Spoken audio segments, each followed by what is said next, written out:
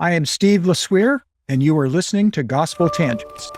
Steve LeSueur was an amazing historian. Unfortunately, he passed away in July of 2025, and so I thought I would show his other interview here on Gospel Tangents.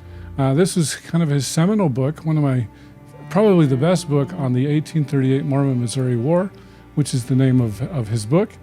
And so the book's, it's pretty old, probably about 20 years old. But it's an oldie but a goodie, and we dive into the Danites and all the events surrounding the 1838 Mormon-Missouri War, So just wanted to share this in memory of Steve. We miss you, Steve. Wish you were still around. Steve unfortunately died of pancreatic cancer. So anyway, my heart goes out to the family, and here's our interview with Steve LeSueur on the 1838 Mormon-Missouri War. Well, welcome to Gospel Tangents. I'm excited to have an amazing expert and movie star, I should add in there. Steven, actually, could you go ahead and introduce yourself to us? Sure. Yeah, I'm Steve LeSueur, and I live in Arlington, Virginia, and I wrote the book, The 1838 Mormon War in Missouri, and presumably that's why I'm on this show. Is that correct? That is correct. And you haven't talked about your movie star status. Can you tell us a little bit about that? Well, let's see. Are you referring to that documentary? Yes. I think it's called Trouble in Missouri, Trouble with Missouri. Trouble in Zion. Trouble in Zion. And I apologize. It's been a long time ago, and I was just one of several talking heads on a documentary made about the Mormon experience in Missouri. So I have to tell you something funny, Steve. Apparently I bought 2 copies of your book. Here's one, the other one's in my car, and not realizing that I had bought it. So I'm going to have you autograph one or both of these. And then maybe I'll give one away to a listener. So, but here's your book, The 1838 Mormon War in Missouri. Tell us when it was published and all that sort of stuff. Well, let's see. It was published in 1987, so quite a while ago, by the University of Missouri Press. Mm-hmm. And basically, it's based on my master's thesis, which I wrote at George Mason University here in Virginia. And so after I finished the thesis in my master's program, I expanded the thesis into the book. And the University of Missouri Press was nice enough to want to publish it. So you got your master's in history, is that what it was? It's a master's in history, and so specialized in American history as much as you can in a master's program, and then decided to do write something about Missouri because I had some background in that. I don't know if you'd like me to go into that, but absolutely. After I graduated from BYU in December of 1976, mid-semester. And so I stuck around on campus, looked for jobs, and one of the first jobs I got was a part-time job doing research for Lamar Barrett in the Religious Studies Center. And he needed a researcher, and so for $3 an hour, he sent me out into the various archives at BYU and up at the church archives. And my first assignment was looking for all of the references that the Mormons made in their diaries and reminiscences and letters, etc., all of the references to Adam's altar. Now, wait a minute. I got to stop you there. $3 an hour. What year was this? So this was 1977. Okay. So the minimum wage down there was like $2.25 an hour, I think, right? Yes. Yeah. So in fact, this was a very good job because if had I worked for BYU, I would have got the $2.25. I'm embarrassed that I know what minimum wage was in the 70s. So it was a very lucrative job. So my. No, wait a minute. So you went to BYU as an undergrad, but you weren't a BYU student. No, I was a BYU student. Oh, you were a BYU student. Yeah. So I'm sorry. Yeah. So I graduated from BYU mid-semester in 1976. Oh, okay. And I graduated with a history degree. And so in any case, so it was a great job for a history major. I didn't realize you were a BYU graduate. That's interesting. I am. So I started there in 1970 and went on a 2-year mission to Norway, and because of when I left, that kind of got me out of sync, which is why I graduated in a mid-semester. Okay. So in any case, so I was looking for all of the references to Adam's altar because, as you might know, listeners might know, that Lamar Barrett's one of his chief interests was Mormon history, geography, places, and he was interested in all the places in Mormon history and descriptions of them, and he has wrote books. So this is non-Book of Mormon geography. Yeah. So this is not. Yeah, this is real history. Your listeners will like that. But anyway, yeah. So this was real history, and real places. And so, if it's, I take that back.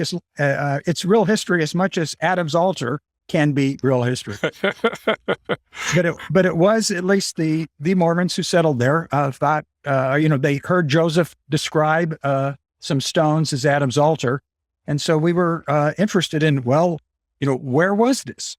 And so the descriptions themselves were a lot of them, quite different. Some people remembered, there were these stones and they were all set up together and in an altar. And others said, well, no, they were just, scattered stones, but they had once been an altar. So the remembrances were quite a bit different, as well as the descriptions of some of the places. But Lamar didn't care. He was just interested in what do we know? What did they say? And so it was a good start. And from there, after I was finished with that, Lamar just kept me on for the whole year doing research in other topics, and including in the summer, we went out and Lamar rented a BYU station wagon, and he and I and Leland Gentry and Max Parkin and Lyndon Cook, who was teaching at BYU at the time and was also interested in Missouri history. The 5 of us drove out to Missouri and went through the archives and county records and things there and places there for 2 weeks doing research on the Missouri period. And so that was my background. After I finished that, I moved to the East. And that's why when I did my master's program and it came time to write a thesis, I thought, well, here's something I know a little bit about, so I'll write about that. All right. So you graduated from George Mason, but you're not like a full-time historian anymore, are you? Is that right? That is correct. In fact, after I graduated, I worked briefly as an office manager for a local firm. I studied economics at the University of Utah for a while. Woo woo. Yeah, go Utes. And but decided I didn't want to become an economist. Why not? Now, you must like Stephen Levitt and Stephen Dubner from Freakonomics, right? I love them. It would be a long story, but for the most part, mainstream economics is a lot of math. And by the way, those Freakonomics guys, they're not mainstream, but it's right. A lot of math and it's also a lot of figuring out why we're living in the best of all possible worlds. That is, can you construct a model that shows us that we're all doing well? Now, did I tell you that I have a master's degree in statistics? No. And economists are just really good statisticians. That's what they are. In any case, I decided economics wasn't for me. So I moved to the East with my wife and child, and I became a journalist. And so I covered national defense issues for quite a while. And then I was an editor of a magazine called Washington Technology that covered the technology industry. And then I just went out on my own as a freelance writer, writing for area businesses. So I wasn't, one of those freelance writers that's, goes to cocktail parties and says clever things and, and hobnobs with Noel Coward and the like. But rather, I work for businesses and they need content. They need information on their websites. They need white papers and and speeches. And so whatever they needed, I said I could write. And so I did that until I retired about 5 or 6 years ago. Oh, wow. Yeah, I'm kind of old. You probably can't see on the screen here because but I just turned 70 a couple of weeks ago. Wow. Wow. Well, it's good to talk to a fellow statistician, even though we didn't talk about statistics. And so is that what you teach? Yes. I've been teaching statistics at the Utah Valley University for many years. So I assumed that you were a historian of some sort. no, I'm just an aficionado. Well, it's funny when I first got your email or text. It was the Facebook message, Right. asking me to be on the show. Rick Bennett. I thought you were Richard Bennett. The professor. Yeah, I've interviewed him. I don't know if you saw that interview, but yeah, he was one of my first. I think he was my third or fourth interview ever. So that was a fun interview. He's a good guy. I like Richard. I think he was when he was editor at BYU Studies for a while, or he would occasionally send me articles to review. And just all right. What that were related to the Missouri period, of course. Oh yeah. Well, that's the first time I've ever been confused for him, so I take that as a compliment. But I got to ask you, when Utah plays BYU, since you've attended both schools, who do you root for? I tend to root for the underdog, so who's ever, So you've been rooting for BYU the last 10 years, huh? Though I have liked, I did root for the Utes this year because, it looked like, they were, had a shot at the, the college, bowls. But then early on, the BYU game killed them. So when did you start your students, your research at George Mason? Well, I guess, let's see, probably 1979 or 1980. Okay. After I'd finished the coursework and it was time for the thesis. And so 79, 80. So I did research. Yeah, I could do a lot of research here at the Library of Congress because you have lots of books, and secondary sources. You could also get dissertations. Here they had the various dissertations, and they also in their archives they had all the petitions that the Mormons had sent, hundreds of petitions. And so as some of the listeners, you might know, Clark Johnson later came back afterwards and he went through all of those, photocopied them, and then and looked at all the petitions in that were in the church archives, and has a big, thick book of all of them. It's real nice. But in any case, so I did my research back here. Then I went out to Utah for a summer and worked out there. That is, worked in the archives, and then also a couple of trips to Missouri. And when I wrote the book, when I sent my manuscript into the University of Missouri Press, they had two reviewers looked at it for them. One was Valene Tippett Avery. Okay. And the other was Bill Russell, that they'd sent it. Oh, I love Bill Russell. He's awesome. Well, and I do too now, because they both said, "Yeah, you ought to publish this book." and both Bill and Valene had some suggestions of, well, he could do this or go look into that. And I'd always wanted to go back to Missouri one more time and look through resources. So I said, "Yeah, I'll be glad to improve the book in the way that they suggest." So I called Bill up just to find out if he had any suggestions for me in the book. And he says, "Oh, well, if you're going to come out here, why don't you stay with me?" And up in Lamoni. That would have been fun. Yes, it was fun. So I stayed with Bill Russell during the day, or stayed with him. And I guess we should say who Bill Russell is, so people are like, who is this guy? Bill Russell is one of the heavyweights in what was then the reorganized church history, now Community of Christ history. Right. And he was one of the founders of the John Whitmer Historical Society. He's been a past president of both the Mormon History Association and, I believe, the John Whitmer History Association. and has written extensively on Mormon history and is one of the most delightful speakers Yes. would ever hear. Yeah, absolutely. So that's Bill. And so I went and did my research at the various county and libraries in Missouri. And then I would drive in the evening, I'd drive back to Bill's house, and he'd get out the popcorn. He'd have one of those air poppers. He'd make some popcorn, and we'd sit around and talk Mormon history for a couple hours before it was time for bed. And I did that for at least a week at his house, and it was just a lot of fun. Bill is a riot. People will love him. I need to get him on my podcast too. Well, cool. And then let's talk a little bit about the movie before we dive into your book. The movie was called Trouble in Zion. Kenny Ballantyne's a friend of mine. I just kind of happened across it at the LES Film Festival here in Orem, Utah.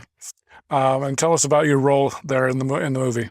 Well, let's see. Basically, I answered questions like I'm doing now, and I talked about my book and but also my interpretations of the events there, and hopefully you'll give me a chance to talk about some of those. But in any case, so I just talked about my view of what the causes of trouble were and how the events unfolded as they did, and also I had a few and still have a few disagreements with some Mormon historians about interpretation of some of these events.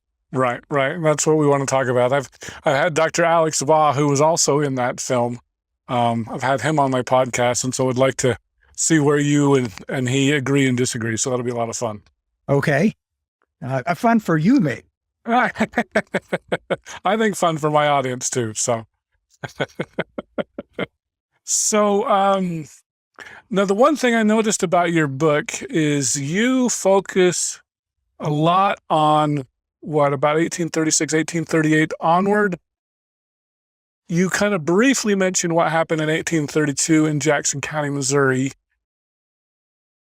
I kind of think that played a big part in the Mormon reactions, especially in 1838. Do you want to give us a little bit of background on 1832 first, and then we'll dive in? Well, okay, and I guess I'll just say, briefly that the Mormons has identified Jackson County, Missouri, as their place of gathering, create Zion, as in the upcoming last days. And the Jackson, and after a time, the Jackson County citizens decided, no, we don't want the Mormons here, and drove them out. The Mormons did nothing wrong. They tried to obey, what the local authorities wanted to do. One of them, which was, all right, both sides, let's give up your guns.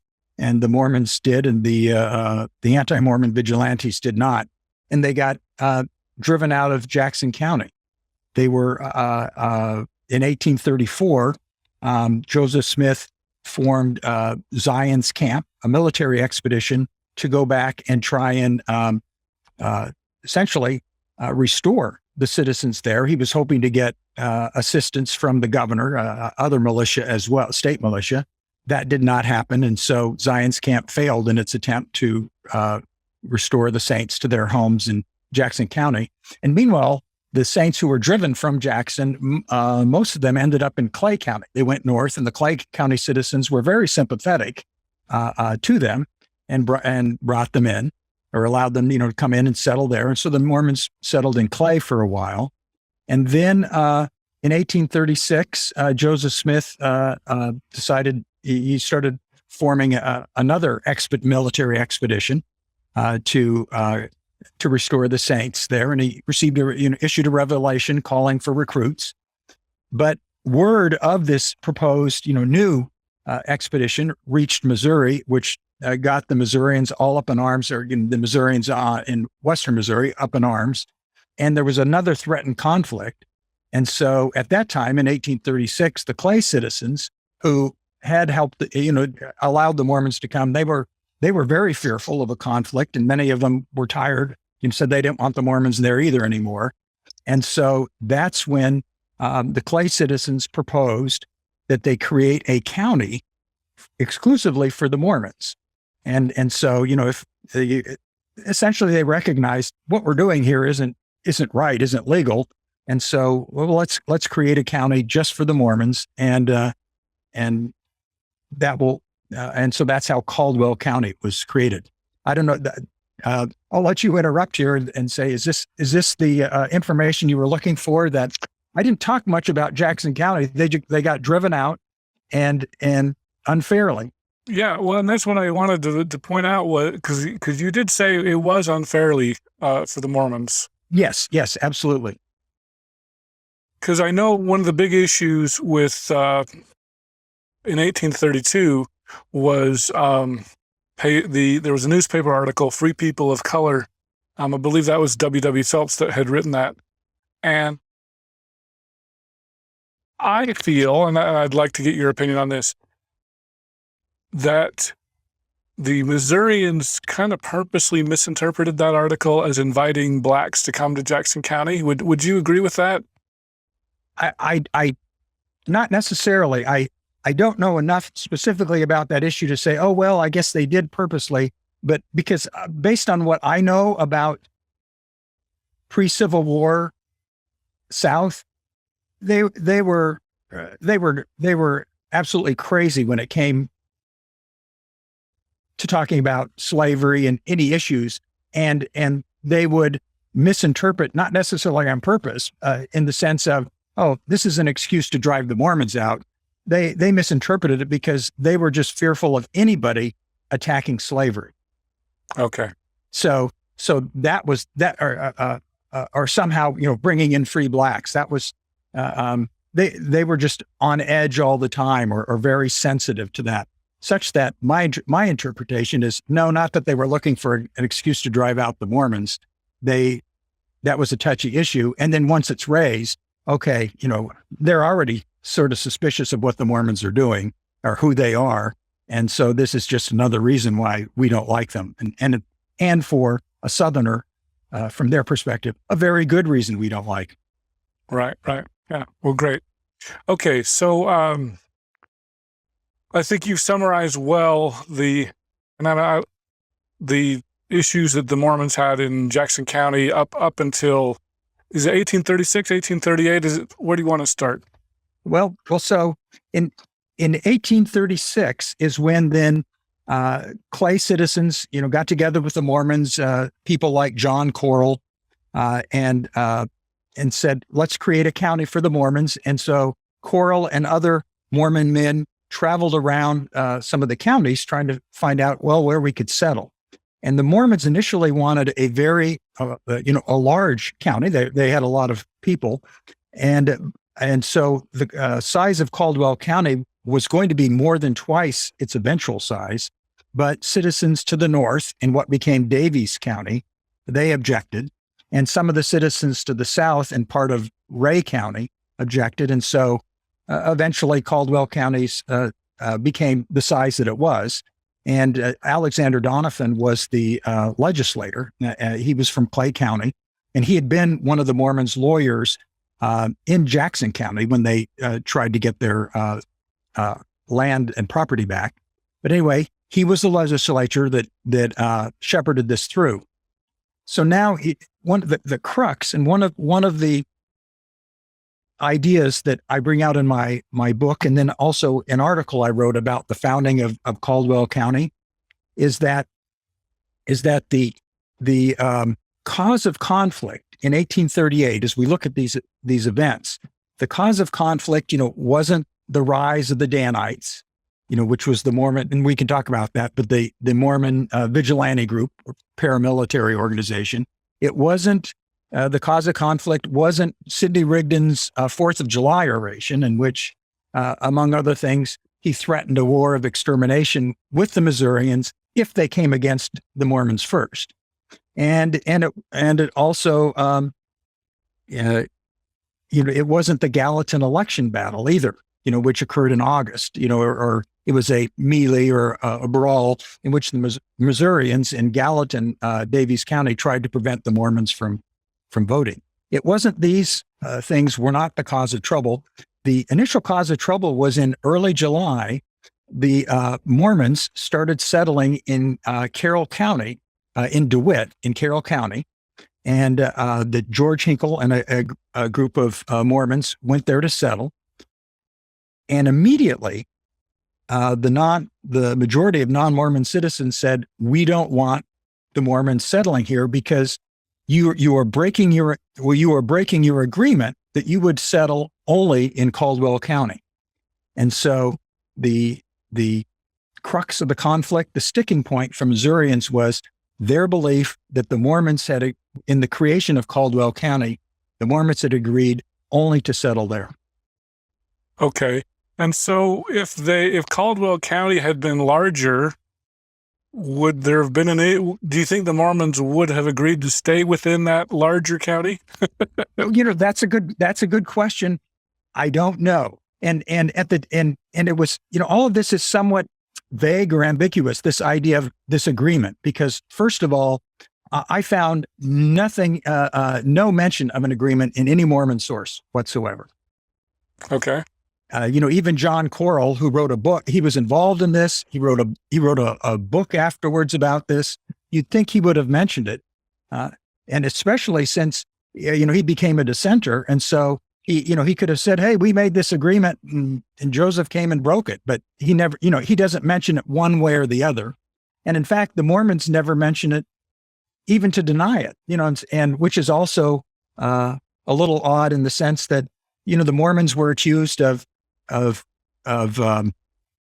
trying to get the Indians, being in concert with the Indians, and they denied it. Said, no, we're just as afraid of the Indians as you are. So they did deny accusations, but they didn't say anything about this. But anyway, vague in that the Mormons don't mention it, but the Missourians, quite a number of sources, not just the Carroll citizens, but others, mentioned that the Mormons broke this agreement. And even Alexander Donovan, the man who helped create the county, he said in a later reminiscence that, oh yeah, the Mormons, broke this agreement. They were supposed to settle only in Caldwell. Mm-hmm.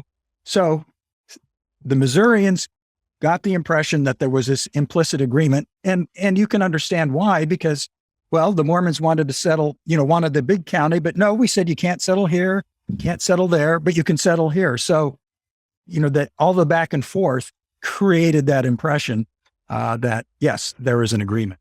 Well, and I know Dr. Alex Baugh had mentioned that he viewed it as kind of the, like an Indian reservation, the Mormon reservation, that this county was from, at least from the Missouri perspective, this county was for Mormons and stay out of everywhere else in the state. Is that a good representation? Yeah, and I would say yes, though it was, again, vague in that at the time the Mormons were negotiating for Caldwell, and that would have included what became Daviess County. Mormons were soon settling in Daviess County, and this is John Butler and the later Lyman White. They went up there, and the Daviess County citizens, some of them did immediately, protest and say, "We don't want Mormons here. You should leave." But the Mormons didn't leave, and eventually it died down. Mormons kept coming, and they became integrated somewhat into Daviess County. And that is the local store owner in Gallatin, a man named Jacob Stallings, sold them goods on credit, and they got help with their crops, and they became great friends with this guy Josiah Moran, who became a state senator from there, and he helped them on a number of occasions. And so they sort of became integrated, and the furor, whatever it had been, died down. And so they were fine there. My interpretation or my belief is that as long as the Mormons largely confined themselves to Caldwell and they were just sort of scattering in other places, the Missourians seemed to be fine. It was when large scale settlements started moving into places that the Missourians got nervous. So that's why, is it this reservation? They could only settle there, nowhere else. sort of, but the But if they kept their numbers small, Missourians wouldn't have said anything. But it was when they started getting big in other counties, that's when Missourians started to protest. yes, yeah, and so in my book, that what I tried to focus on was here we had at the beginning of in 1837, or it's really end of 1836, the county's created. And for almost a year and a half, 1837 and into 1838, there's pretty friendly relations between the Mormons and their neighbors. It seems like this compromise of creating Caldwell has solved the problem. The Mormons, you have your own county, and so they there was friendly relations. Just about everybody agrees on that, but the friendly relations sort of rested on this idea that the Mormons will keep themselves, at least largely, to Caldwell County. I mean, isn't that a constitution? And I know the Constitution wasn't viewed the same way as this today, but wouldn't that be a constitutional violation of Mormons' rights that they have to stay in one county and they can't expand into other places? Yeah, absolutely. But of course, that the Missourians didn't really care about that. They were like, "We gave you this place, you stay there." Yeah, it was a compromise. It was an imperfect one, which is how compromises are. But the idea was, that this will, hopefully solve the problem. And it did until in March of 1838, Joseph Smith and Sidney Rigdon, they come from Kirtland. They're sort of driven from Kirtland. And all in the banking crisis, right? Yes, yeah, and so prior to that, when Joseph was in Kirtland, that was the de facto headquarters of Mormonism, and so Missouri was, Caldwell was large enough for the Mormons that were settling there. Once Joseph came out, well, then now Far West becomes the gathering place, and that's not going to be able to hold all the Mormons. And he called for more to come out, and shortly after not more to come out, he called for the saints to gather there, and then shortly after he arrived, they went up to Adam-on-Diamond, or which he identified as Adam-on-Diamond. It was where Lyman White was living, and that's in Daviess County. In Daviess County, yes. And Far West is in Daviess as well. No, Far West is in Caldwell. Okay. So Far West is in Caldwell County, and so that's where Joseph and the main body of the saints are in Far West, and then spread out into Caldwell. But now the Mormons are launching plans to move into Daviess as well, and then also shortly in July into Carroll. And the interesting thing that is DeWitt. And the interesting thing about DeWitt and Carroll County is there were a couple of land speculators who owned the town lots in DeWitt, and they were non-Mormons, and they came to the Mormons and asked, said, "Hey, we got a great place for you to live. Why don't you come and buy some lots in our town and make this a settlement?" So the saints were actually invited to this place, and clearly or I'd say, these two gentlemen who invited them there, that, well, this would be very lucrative for them if the Mormons started settling there and buying their town lots. But that was breaking the agreement too, right? Yes. So I guess when money's involved, it's okay to break those agreements, right? Well, it was for them, and the thing was so they invited the Mormons there, and George Hinkle led a group of saints there, but once almost immediately after the saints arrived, then other Carroll County citizens said, "Wait a second, you're breaking the agreement." So they formed a vigilante committee, and these vigilante committees, typically what they did, not just with the Mormons, but anywhere they formed, it was and this is extra legal by this is not the government. These are people getting together. It's called extra legal, and but they typically they hold meetings. They pass resolutions. They publish their resolutions, which these guys did in the newspaper, of saying, here's what the Mormons did that was wrong. Here's why they have to leave. Here's what we're intending to do. It all sort of gives an aura of legality to it. It's not legal, but for them, we're doing, this is democracy. We're doing the right thing here, and we're letting you know that you need to leave. And so that anyway, that's what they did with the Mormons. And also I'll say one of the things is when you do all these things, if you're the vigilante committee and you go to them and we're publishing this and we're doing that, and in Carroll County, they even, according to county history, they even put the question of should the Mormons be allowed to stay on the ballot in their August election. Wow. And this is in 1838? 1838. And according to the history, there were only about 6 to 8 votes in favor of the Mormons staying.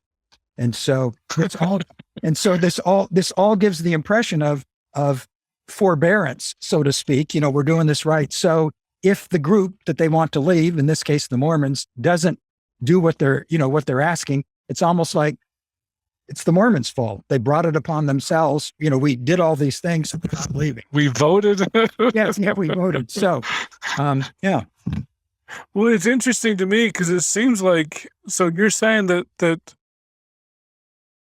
let's say from 1834 to March of 1838 was a relatively peaceful time in Missouri. Is that correct? Well, or I'd say, the 34 to 36 is, we often call that the Clay County period. Okay. But it was, and so, and it was relatively peaceful there until, again, the Mormons started growing in large numbers, and Joseph and the Mormons were going to make another military expedition, and then the Clay County citizens got annoyed and afraid, but essentially in the after Clay County was created, it was relatively after Caldwell County. Caldwell. I'm sorry. Yeah, thank you. It's relatively peaceful. And like I say, that the Missourians, some of them, helped the Mormons with their crops, sold them goods on credit. It's good business, of course, but in any case, right. Yeah. So 1836 until March of 1838 was relatively peaceful. Yes. And then Joseph came to town and all hell broke loose, right? Yes. Though again, to say that is not suggesting it's Joseph's fault, but right. But if you want to understand, well, how did the idea here is to understand, well, how did events unfold as they did? Well, I wonder. I know this isn't really a question you can answer, but I'm going to ask it anyway. If Joseph had stayed out of Missouri, if the bank hadn't failed and that sort of a thing, would there have been a problem in Missouri? Well, you're right. I can't answer that, but because again, perhaps it would have unfolded of the Mormons are primarily stay in Caldwell County. Relations continue to be good. People start to see the Mormons aren't so bad after all, and aren't so threatening after all, and so eventually the Mormons can start to spread out. But again, that's speculation. I'll mention one other thing, sort of on top of all this, or underlying this, is the Saints have not sold their property in Jackson County. They're still intending, as Mormons still intend today, we're going back to Jackson, and so I think among Jackson County citizens, they were aware of this. They've still got their property here. They're still planning to come back. And so Jackson County citizens, unlike others, were always on the lookout for sort of Mormon wrongdoing, Mormon expansion. And they were often quick to come to the aid of anybody who wanted aid against the Mormons. And my interpretation is because the Mormons held that land there, and they didn't want them coming back. I wish I knew my Missouri geography a little bit better. So if you've got Jackson County here, is Clay County above it, and then Caldwell above that? Do you know? Yeah, here actually. You've got a map. Yeah, I'm looking at my own book. Okay. I'll have to reprint that map so we can see it good. Yeah, Clay is immediately north of Jackson. Okay. In fact, can that be seen? Or oops. Yeah, there you go. That's better. Okay, yeah, that's great. Okay, so Jackson at the bottom, Clay above, Clinton. So above Clinton was unincorporated Caldwell and Davies and what was the other one? DeWitt, is that right? Oh, I see. You can see Caldwell. Caldwell is just to the it's east of Clinton County, northeast of Clay. Okay. Yeah, and do you see? And there's Carroll. Okay. Yeah, that's very helpful. Perfect.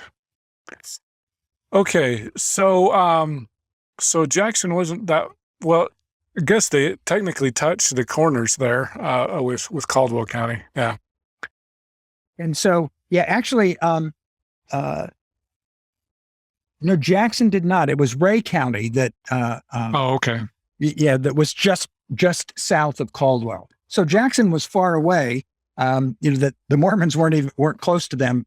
But again, it's my suspicion, interpretation that this was always going to stick in their craw, so to speak. If the Mormons, want to come back.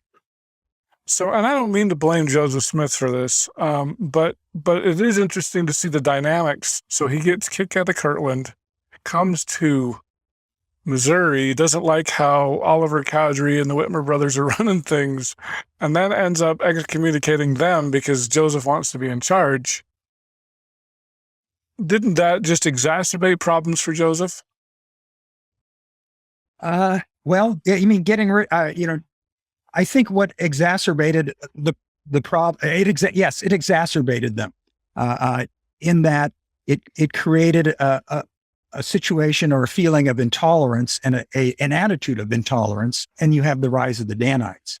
Because Joseph and Sidney arrive in March, and in June is when and they have some trials where they excommunicate Oliver Cowdery and the Whitmers and some others. W.W. Phelps, I think, was in there too. But they won't leave town. They get excommunicated, but they stay in Far West. And so Joseph and Sidney don't like it. They don't like dissenters. And so then you have the rise of the Danites, which is it started out as a sort of internal regulation to enforce orthodoxy among the Mormons.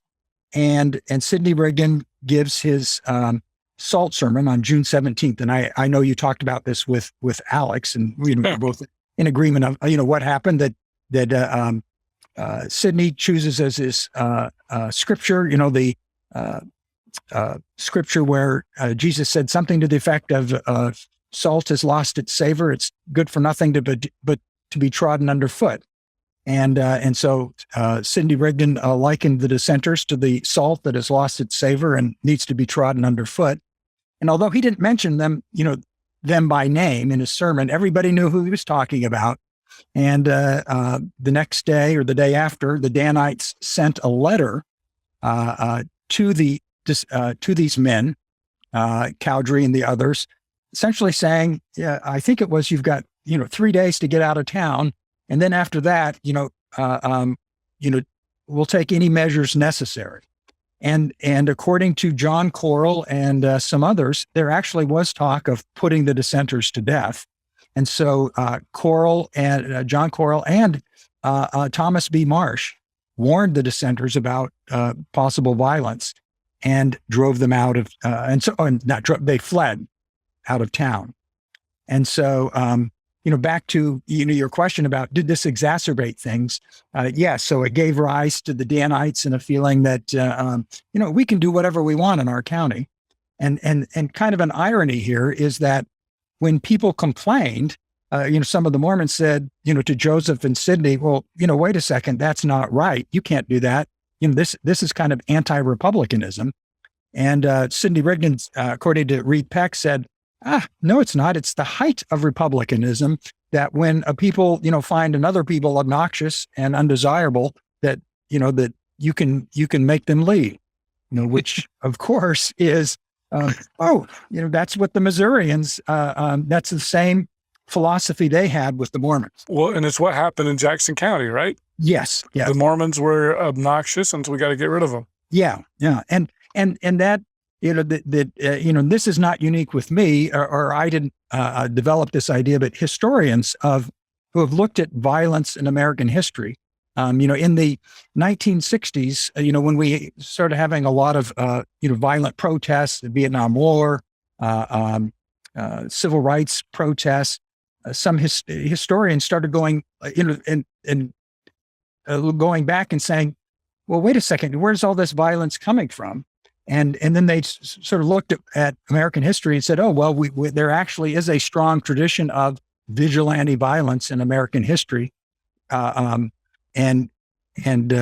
Mormon, what happened to the Mormons is very much part of that. But just this idea that when the local government, or when the government isn't strong enough to enforce community values, then you have extra legal methods taken to enforce those values, and such that legally the Missourians can't make the Mormons leave Jackson County, but so they form extra legal means. Likewise, legally, the Mormons couldn't make Oliver Cowdery and the Whitmers and W.W. Phelps leave, but extra legally they could.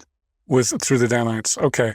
Now this is another interesting thing. I guess a point of contention between you and some other LDS scholars is this idea of how involved was Joseph with the Danites. What's your take on that? Yeah, I think I'm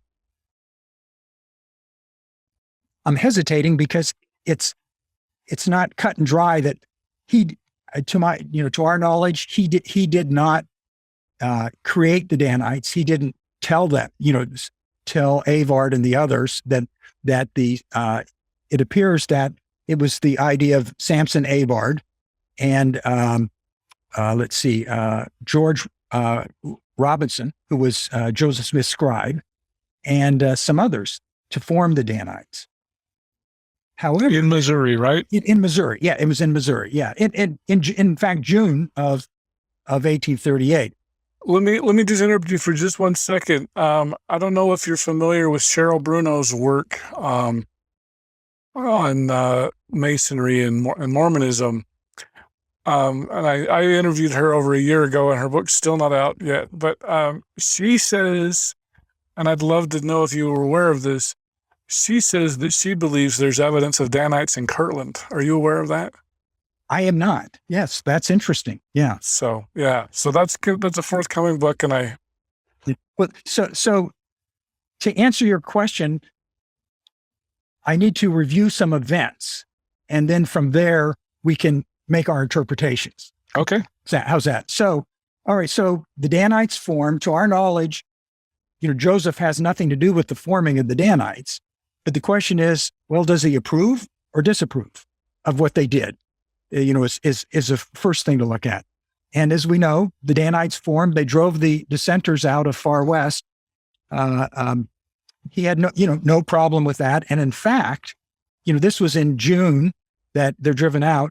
At the 4th of July or celebration in Far West, the Danite generals, Samson Avard and I think Elias Higbee and maybe another, they sat on the reviewing stand with Joseph Smith as honored guests. They were identified as Danite generals.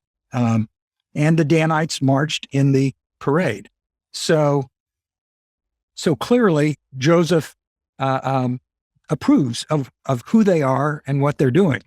And some of his most loyal followers are joined the Danites, both in Far West and then later in Adimondiaman. So does Joseph have any reason to disapprove of these people? They're his loyal followers. They are enforcing orthodoxy. They're trying, among the things the Danites tried to do was to get the Mormons to obey the law of consecration. And then later in the election, they went to the first presidency to draw up a list of candidates to vote for, and then after the first presidency chose the list, the Danites went out and distributed the ticket to the Mormons in Caldwell County. So was Joseph the leader of them, telling that to our knowledge, or rather from sources, just about every source agrees that in these early days it was Samson Abard who was the main leader, and that the Joseph Smith and Sidney Rigdon went into one or two meetings and spoke to them and endorsed what the Danites were doing. So was he the leader? Well, their purpose was to obey Joseph. Their purpose was to enforce his policies. And so the question of, was he the leader? Did he direct them on everything that they did? Yeah, probably not. But he was the person they looked up to and were trying to enforce his policy. Was this kind of a don't ask, don't tell policy? I don't think so, because they were not viewed as sinister.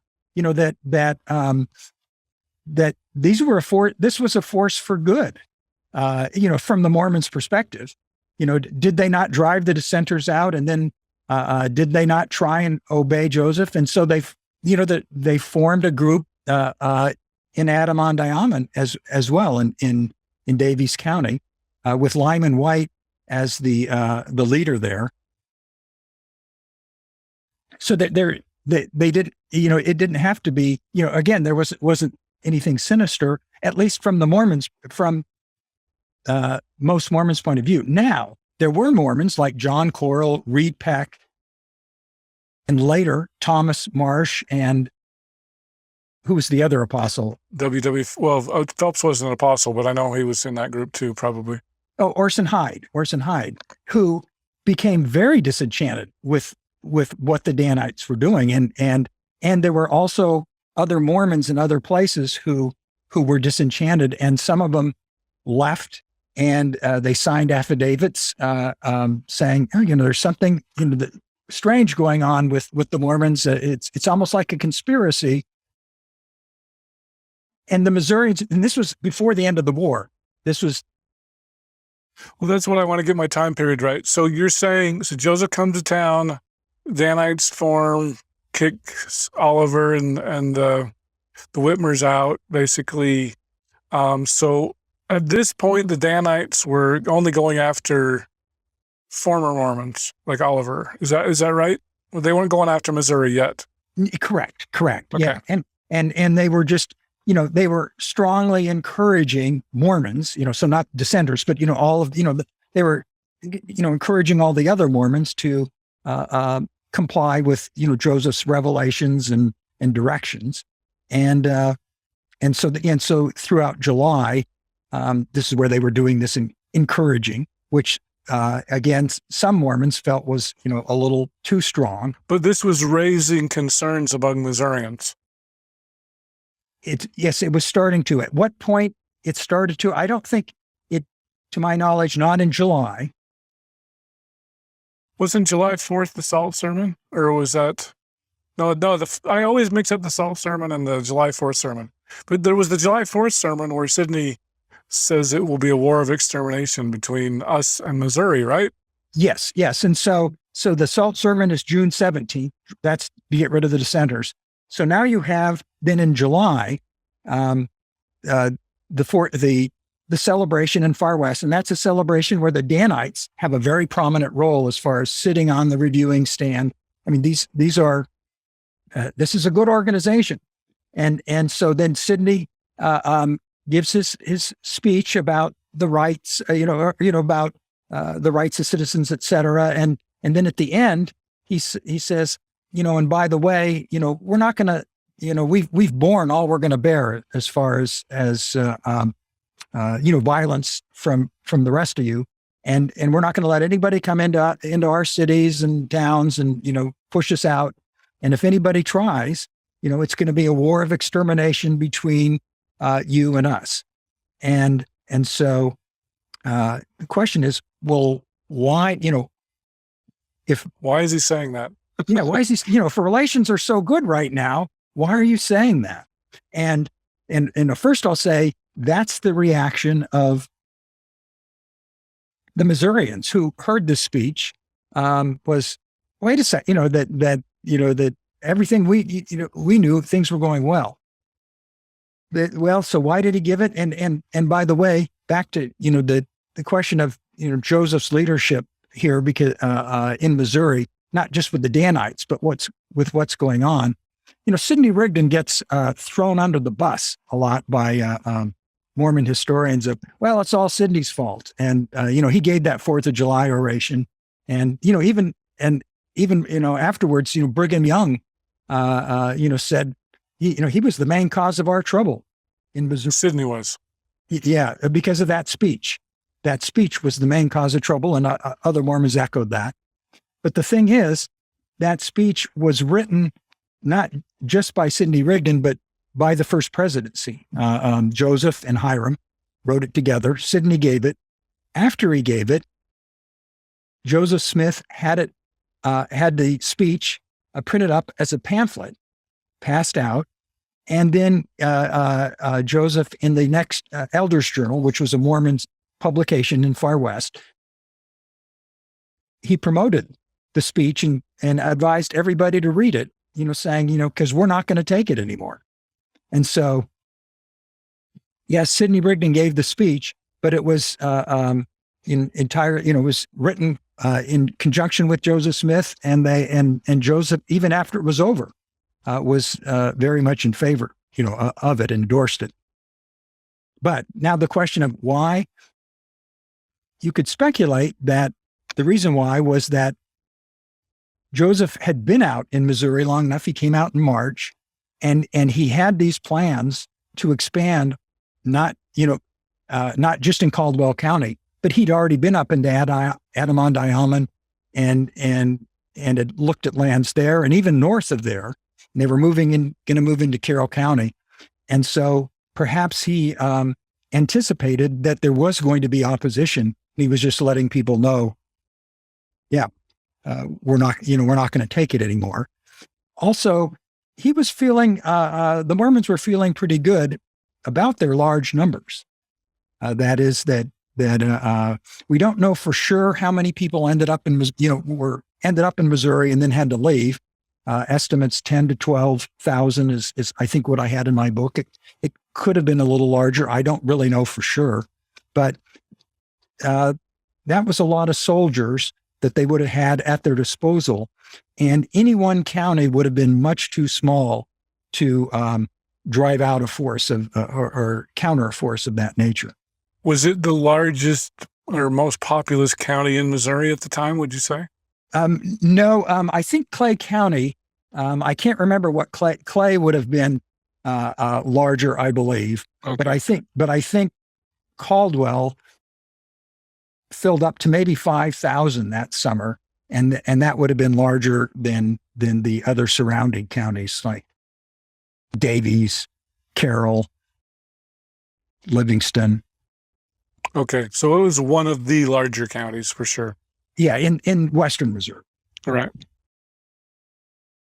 Well, cool. I wanted to ask one more question with regards to the Danites. Could we view them as kind of a precursor to like the Nauvoo Legion? I mean, I know the Nauvoo Legion was kind of a legal force and the Danites were never formally recognized, but are they kind of a precursor? Can we think of them like that? That's a good question. I'm sorry, I can't answer that question. I don't know that because they're not a legal group. Maybe they're more like the Council of 50, secret organization, secret in the sense of they meet secretly, not secret in the sense people don't know who they are. And back to something we were talking about. And I'm sorry, I won't answer your question because I don't know how to look at them as a precursor.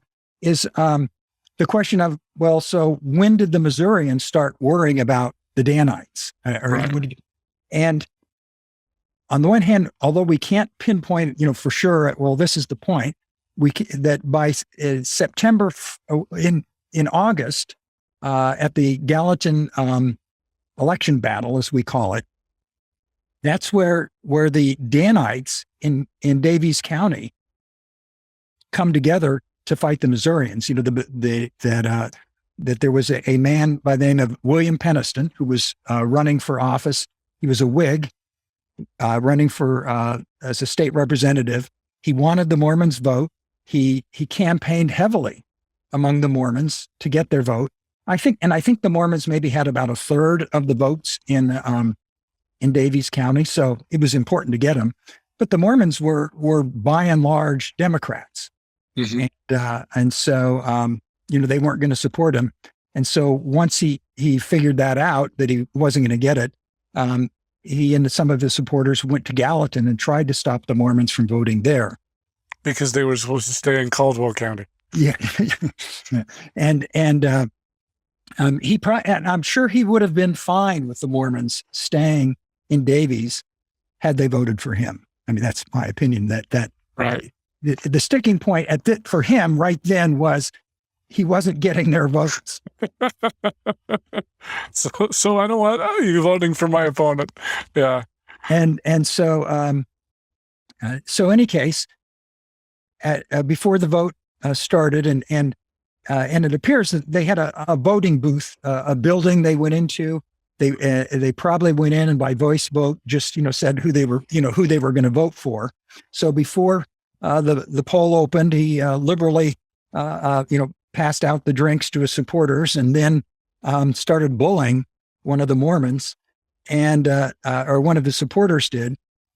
And when a couple of Mormons tried to step in, then more Missourians started clubbing them.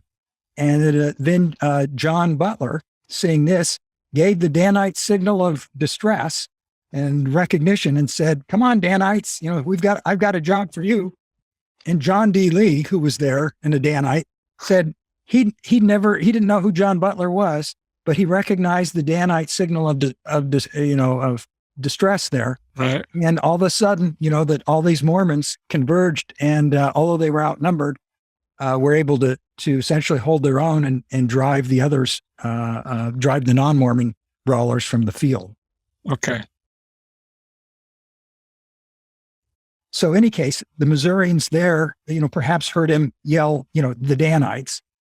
Then in September, there were some affidavits signed by some Mormon dissenters who left and signed affidavits to the effect of, something strange is going on, and there's this conspiracy among the Mormons.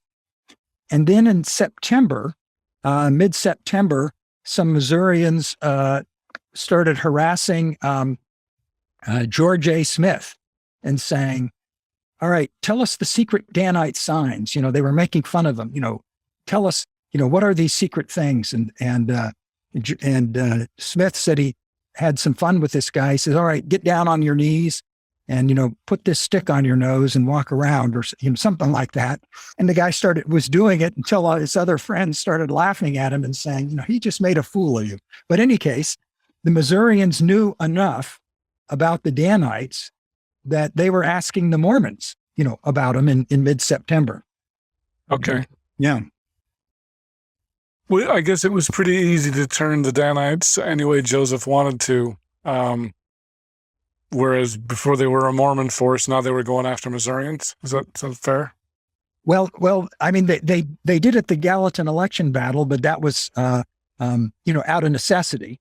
Mm-hmm. Now, when the conflict started in earnest was in October, and the events leading up to that were essentially in DeWitt. Remember, we had in July the Vigilantes, told the Mormons, you got to leave. Then they had a vote. The Mormons still wouldn't leave, and so eventually they laid siege to DeWitt. The Missourians laid siege to DeWitt. Yeah, the Missourians did, and the Mormons couldn't hold out, and also the state militia was called out to block the Vigilantes. and General Parks was the general in charge, but his men mutinied. And one of the mutiny, leaders of that mutiny was Samuel Bogart, captain, and because they sympathized with the Vigilantes. And so Parks withdrew his force because he was afraid his state militia was going to join the Vigilantes. The Mormons appealed to the governor, and the governor did not give them any relief. In fact, the word that came back to them was the governor said, well, it's between the Mormons and their neighbors. They got to fight it out. Whether the governor actually said that, he claims that's not what he said. That he thought that there was sufficient, local authority to deal with them, but he should have known better. And essentially, whatever answer he gave, left it to the Mormons and Missourians to fight it out. And so the Mormons finally surrendered. They returned to Far West, October 13, 14, around there, bedraggled. Maybe 2 or 3 people may have died from exposure or, whatever from the siege. So when they came back, And the siege happened in what month again? October. Oh, so this is all still in October. Okay. Yeah, October, a siege of DeWitt, that is. Yeah. And it had actually started, much earlier, and through a variety of reasons, just didn't really get going until later September and then into October. So when they come back, the Vigilantes now in Carroll County said, having been successful in driving the Mormons back to Caldwell. And by the way, I should make this point, at the beginning and the initial conflict, and at this point, the idea the Missourians were not trying to drive the Mormons from Missouri. They were just trying to get them to go back to Caldwell. And so they were successful. Meanwhile, there had been problems in Davies, after the Gallatin election battle. And I know you and Alex talked about some of that, like the Danites going up to Adam Black's house. He was a judge, and getting him to sign a paper to say, he wouldn't molest the Mormons and he would be a fair judge. But in any case, there had been some problems in Davies County. So now, after the Vigilantes are successful in driving the Mormons back to Caldwell in Carroll, they say, all right, we'll go help the Davies citizens do the same thing. And now there may have been some at this point, because hostilities escalated. Maybe some of them were thinking, we'll drive them from the state, but their main goal was, again, Get them into Caldwell. So now the Vigilantes are on the move to Davies. And so on October 14th, a Sunday, the DeWitt Saints have come back to Far West, and Joseph and Sidney and the Mormons, they're mad. They're understandably upset, and they know what's going to happen in Davies. And so Joseph and Sidney rally the citizens and the troops, and they say, that Joseph says, we'd be fools now to call for the law to help us, that we've called, and they never help. It's always used against us and never for us. And Sidney says, and Sidney is tired of the Mormons like John Corrill and Reed Peck and others who have been wringing their hands, up to this point about the Danites, and we're being too militaristic. And they're saying, and he says, we ought to, he calls them, oh, don't men, because they're always saying, oh, don't do this, oh, don't do that. And so he says they should be put on their horses by pitchforks and forced to ride with the troops. And then Joseph suggests, well, those who refuse to go and fight in Davies, those Mormons, they should have their property given to those who will fight. And then they also, Joseph says tells them we're going to live off the land of our enemies' crops and livestock, because we're at war. And so they gather about 300 or 400 soldiers, and the next day, October 15th, they ride to Davies County. Mormons ride to Daviess County. Yeah. And so now here it's, you were asking about the Danites and being an external, or going against their, the Missourians now, and not just, for internal regulation. At this point, it's a little unclear, are these state troops, state militia, the Mormons, or, from Caldwell? Is it the armies of Israel?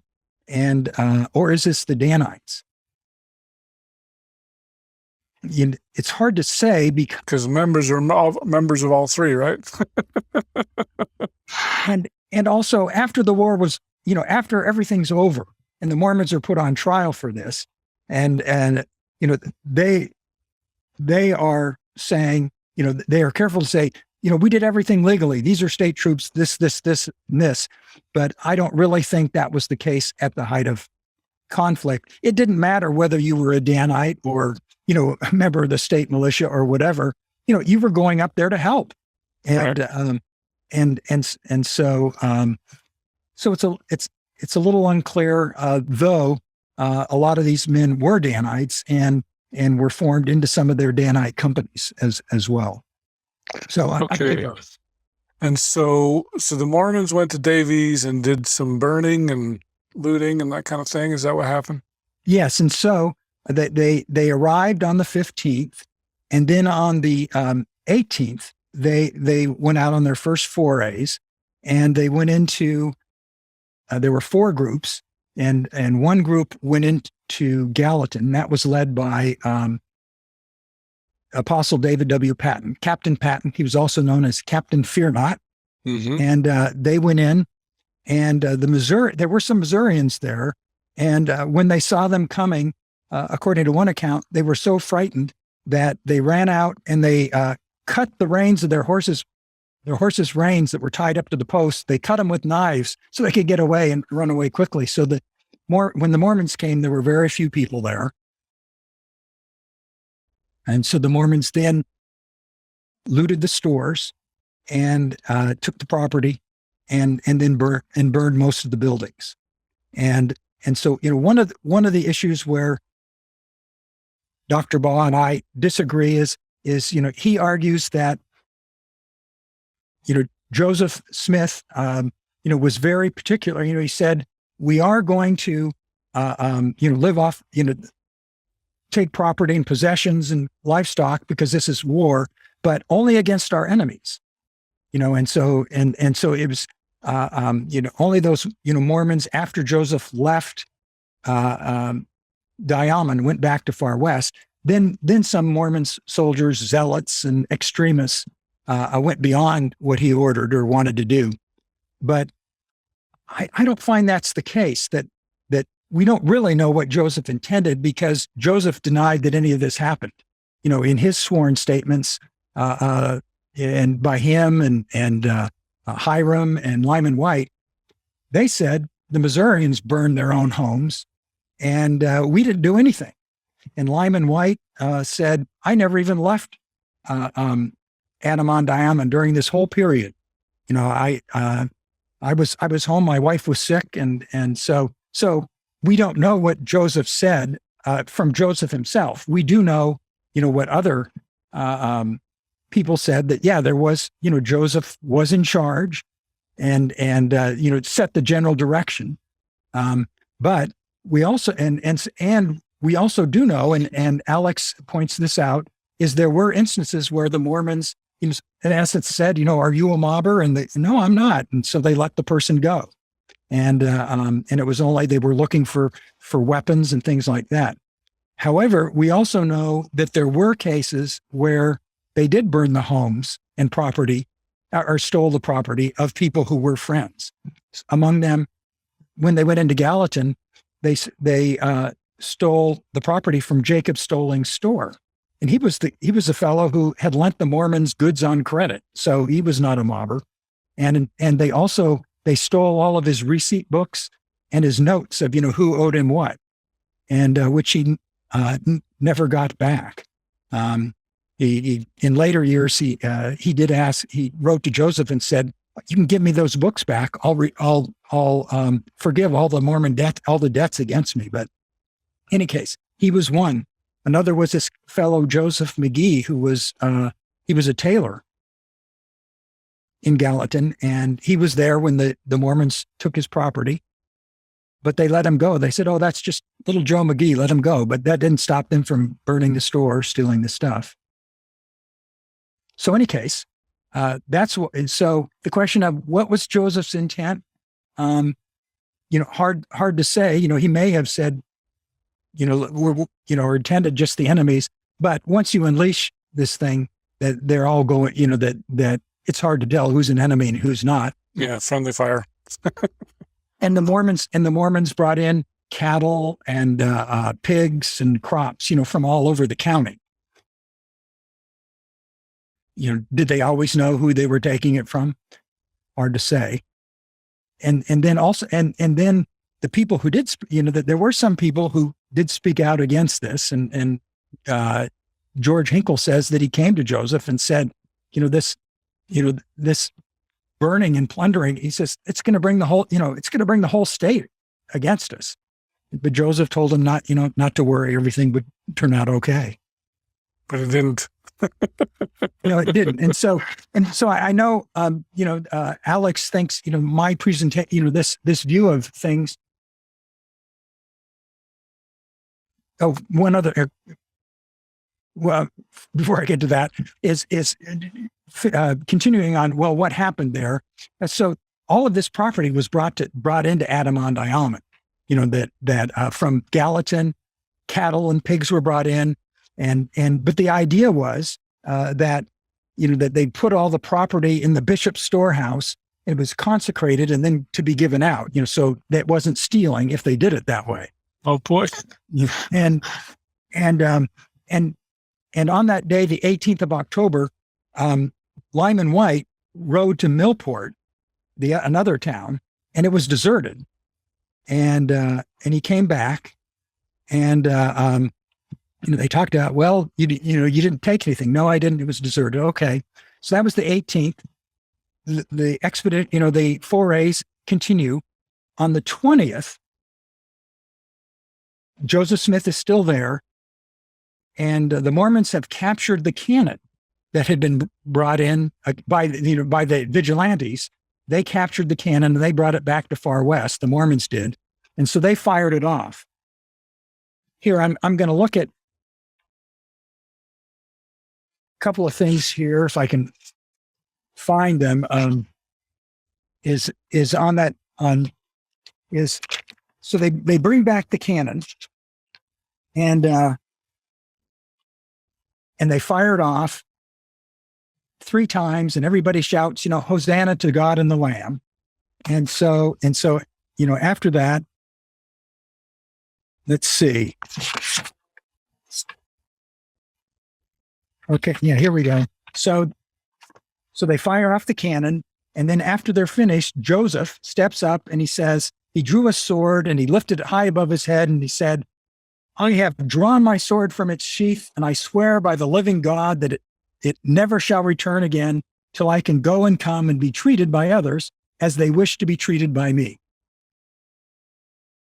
And fair enough, he's just saying, I've demanded my rights. But in essence, this is war. I've drawn my sword. And this is Joseph in charge. This isn't Hinkle or Lyman White or Sidney Rigdon or the Danites. All of these people, whether it is the Danites or whether it's Lyman White, they're following Joseph Smith. And so that's sort of back to your question of, well, did Joseph direct the Danites? Well, no, I mean, they had their meetings and he went in there and endorsed them. But, when push came to shove, it was Joseph they went to for direction. It was Joseph who said, we're going to do this, we're going to go there. And it's Joseph who's drawn his sword and said, this is my intention.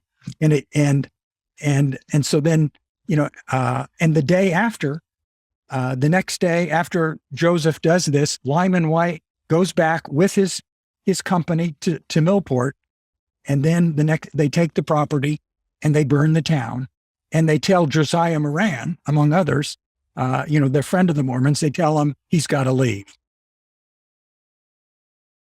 They threaten him and tell him to leave, and they come back. And so this was all done. All of these activities were done while Joseph was in Adam-on-Diamond, was in Davies. So the plundering of Millport, of Gallatin, the other places, it wasn't done by extremists or zealots, who were out of the mainstream. I mean, you could say they were zealots, but they were zealots for Joseph, and they were not, they were not doing anything he didn't know they were doing. As I said, there were some Mormons who said, this is crazy, that Joseph was okay with it. This is what we have to do. And so then he comes back, to Far West the next day after this was done. And so it was these activities then that alarmed Missourians. I mean, that this is what then moved the needle from the Mormons got to be driven back to Caldwell to the Mormons, are in rebellion. Okay, so this is basically October 18th onward, right? Yes, yeah. And again, just to reiterate my point, Joseph, gets back to Far West, and in a contemporary journal, Albert Rockwood, lauds, he's writing a letter to his parents, and he lauds Joseph's leadership, and he says to his parents, you may ask if the prophet goes out with the saints to battle. And I answer, he is a prophet to go before the people as in times of old. And Brother Joseph has unsheathed his sword, and in the name of Jesus declares that it shall not be sheathed again until he can go into any country or state in safety and peace. So essentially, he's quoting that same speech that was given. Okay. And so, yeah. And so again, where I disagree with where Alex, and it's sort of maybe a nitpicking point of who's in charge and what was Joseph's intention was, he's the leader here. And Alex, thought that, he thinks, I'm portraying the Mormons as somewhat impetuous and maybe even irrational. And, and from the Mormons' point of view, this was very rational, that this is what we have to do to defend ourselves. And there was, there was the scripture that Joseph, revelation about how often do we have to bear a violence from our enemies. And it was, well, if they come against you 3 times and bear it, okay. But the 4th time, they're in your hands. And the Mormons have been driven from Jackson. They've been driven from Clay. They've been driven from Carroll. And now they're in our hands. And there was, very much a belief that, angels will fight on our side. Of course, God has called us to settle here. So there was a belief that everything would go okay, and whether that's rational or irrational, that they could burn down all these buildings and plunder and still prevail against the state. We'll let the reader decide. Okay, so tell us what you think about Joseph Smith's involvement with the Danites was.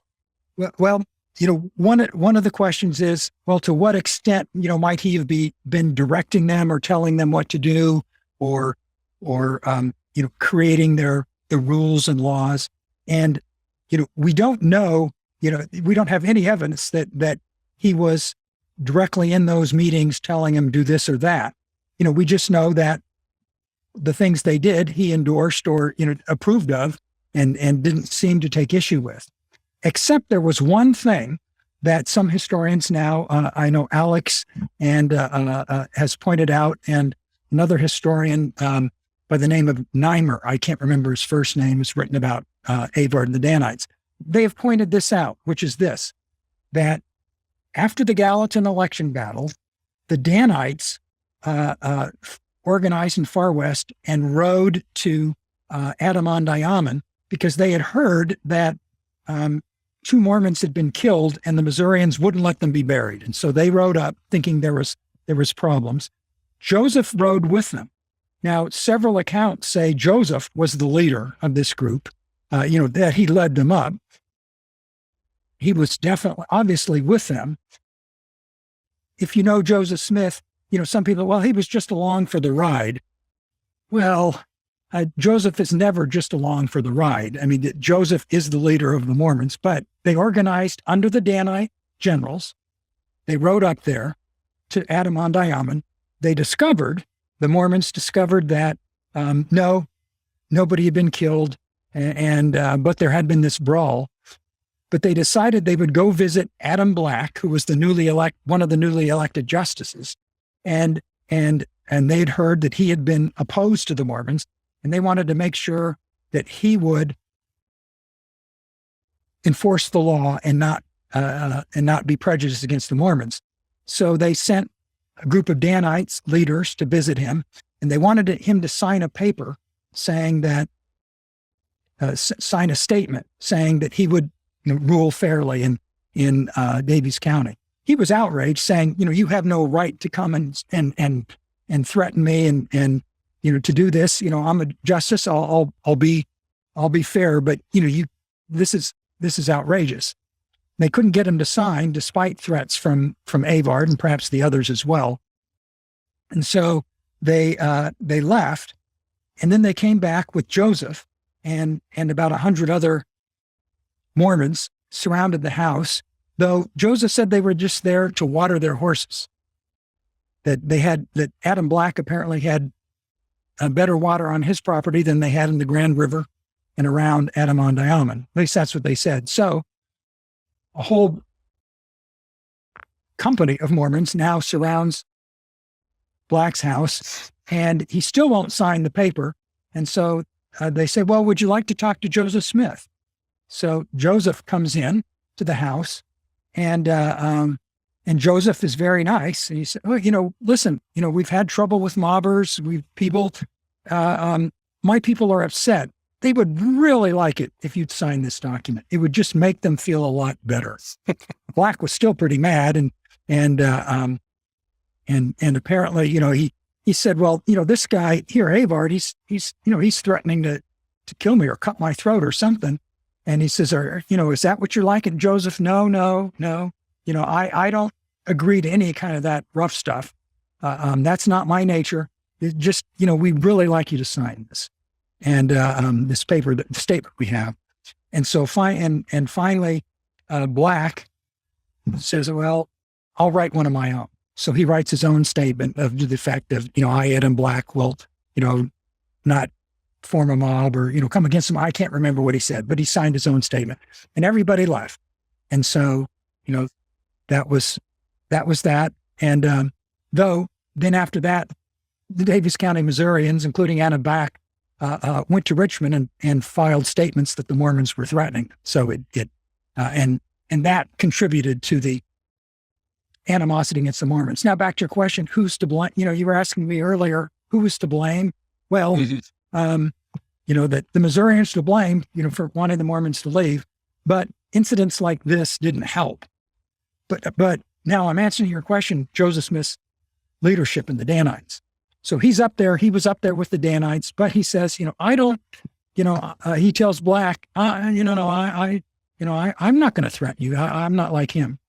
And then after this, sometime, we don't know when, but sometime after this, Avard is no longer a general in the Danites, but he has been, it appears, demoted, and he's now just a surgeon.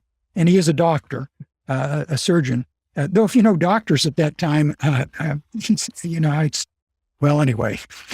So he's a surgeon. He's been demoted. The doctors killed more people than they saved. So yeah. So any case, now some historians, Alex Baugh and this other historian, they've interpreted this as Joseph didn't like Avard's demeanor. He didn't, Joseph wasn't out to threaten people. And so that's why Avard was demoted. And so it's said that, Joseph, that had him demoted. So the question is, who is the leader of the Danites? Is it Avard or is it Joseph? Who demoted Avard? It wasn't Avard. No, it wasn't. and so, okay. And so again, Joseph isn't in these meetings directing every little thing, but it's to Joseph, the Danites look for leadership, and, it's to him they're swearing allegiance. And if one of them crosses them and him, then he's demoted. And earlier, the original leader of the Danites, Gideon Carter, he was demoted for criticizing something Sidney Rigdon had said. And so, again, if the Danites are in charge of themselves, why is Joseph stepping in to demote people? So, in any case, that is why, in this very indirect way, I say, essentially, Joseph's in charge in Missouri.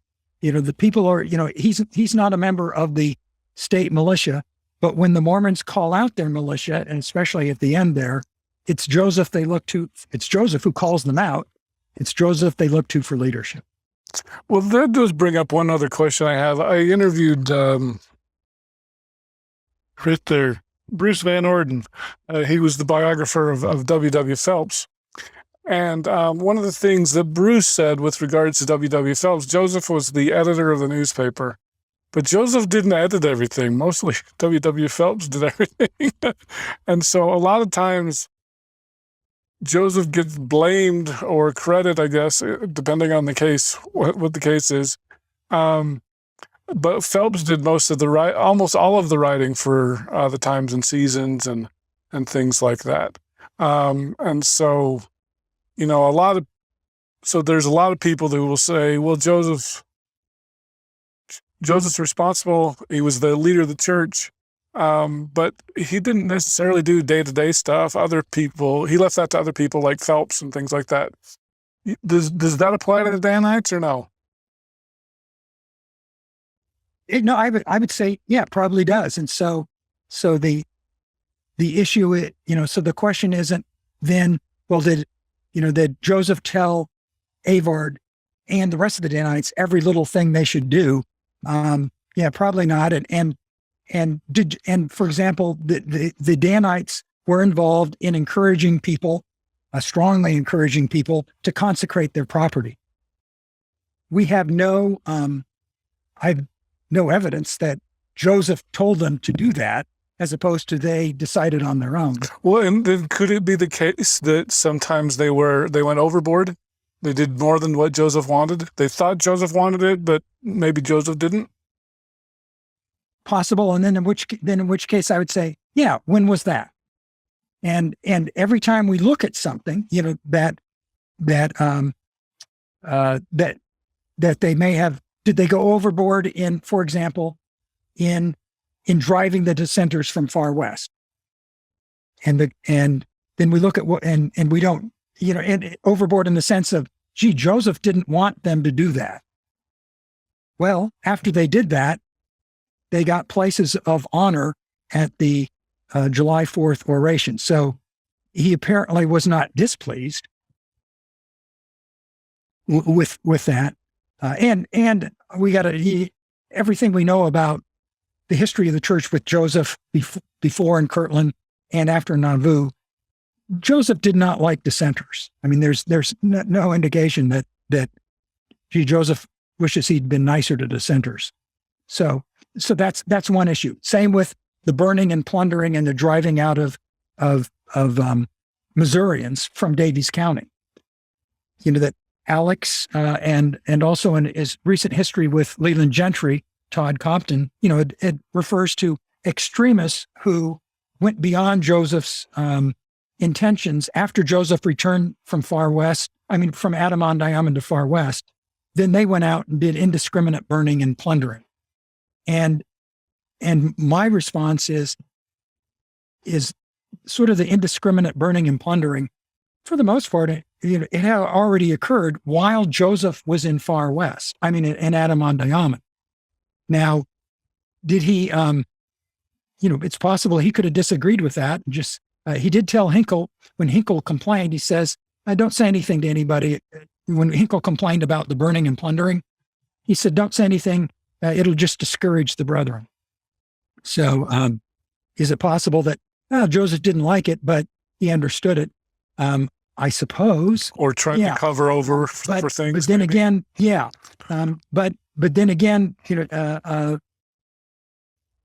after he gave his big speech at the cannon, where I've unsheathed my sword and I'm not putting it back until I can go anywhere like I pleased. The next day is when Lyman White went out and plundered and burned Millport, and so and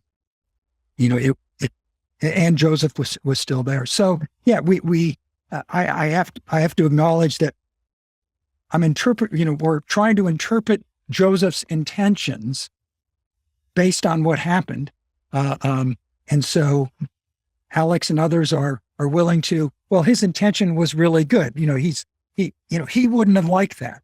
And I'm saying, well, based on what I've seen occurred while he was there, he didn't seem to oppose it.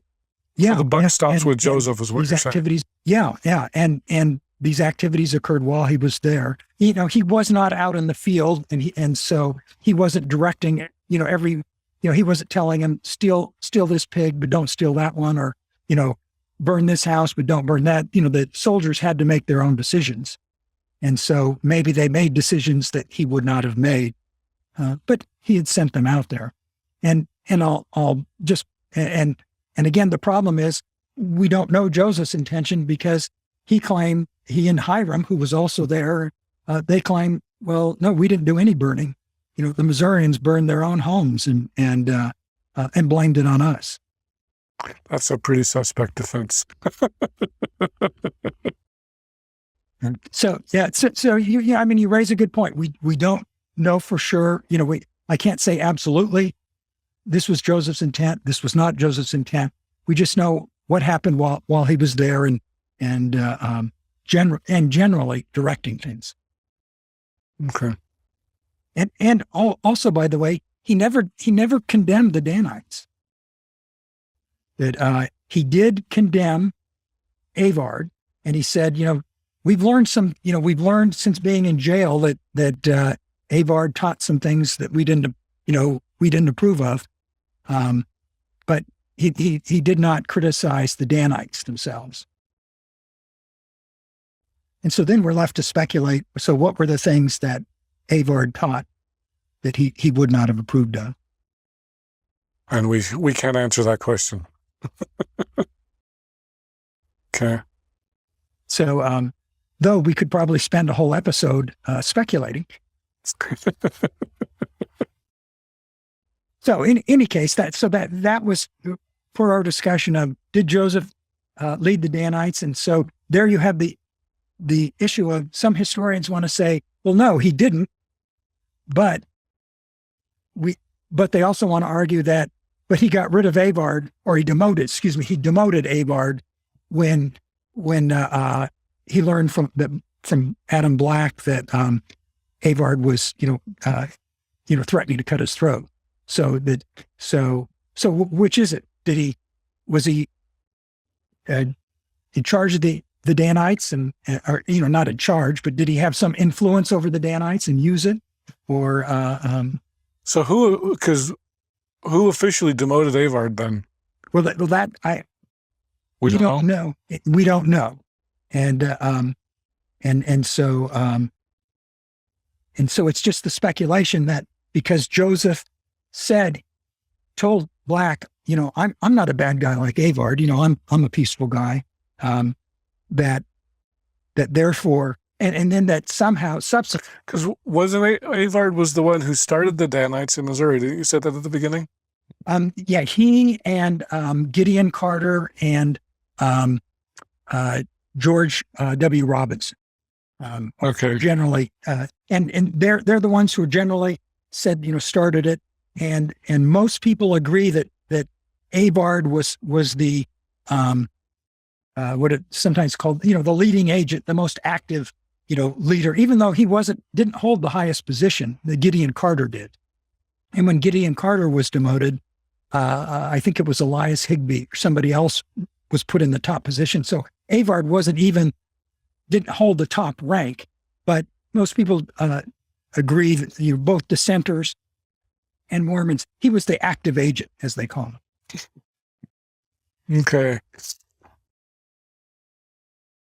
So when did Boggs get the information about the Mormons plundering? This is in Daviess County. Am I right on that? Yes. So what happened is that when this was happening, meanwhile, back in far west, other plans were also being made for war. And among other things, there was a meeting on October 20th. Joseph was still in Adam-on-Diamond, but apparently Sidney Rigdon and maybe Avard were there, and there were plans made there. Among the things at this meeting was they weren't going to let any more dissenters leave far west.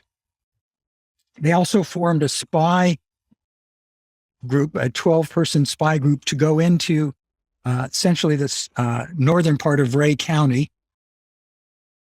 and make sure nobody was coming against them. But if somebody, if Missourians were coming against them, then to go and burn their crops and do the same. So there was a spy company down there. And again, from the Mormons' point of view, perfectly logical. We're at war and people are coming against us, and the government's not helping us. So in any case, with these preparations, Orson Hyde and Thomas Marsh, among others, they go to Richmond in Ray County. And now Ray is directly south of Caldwell.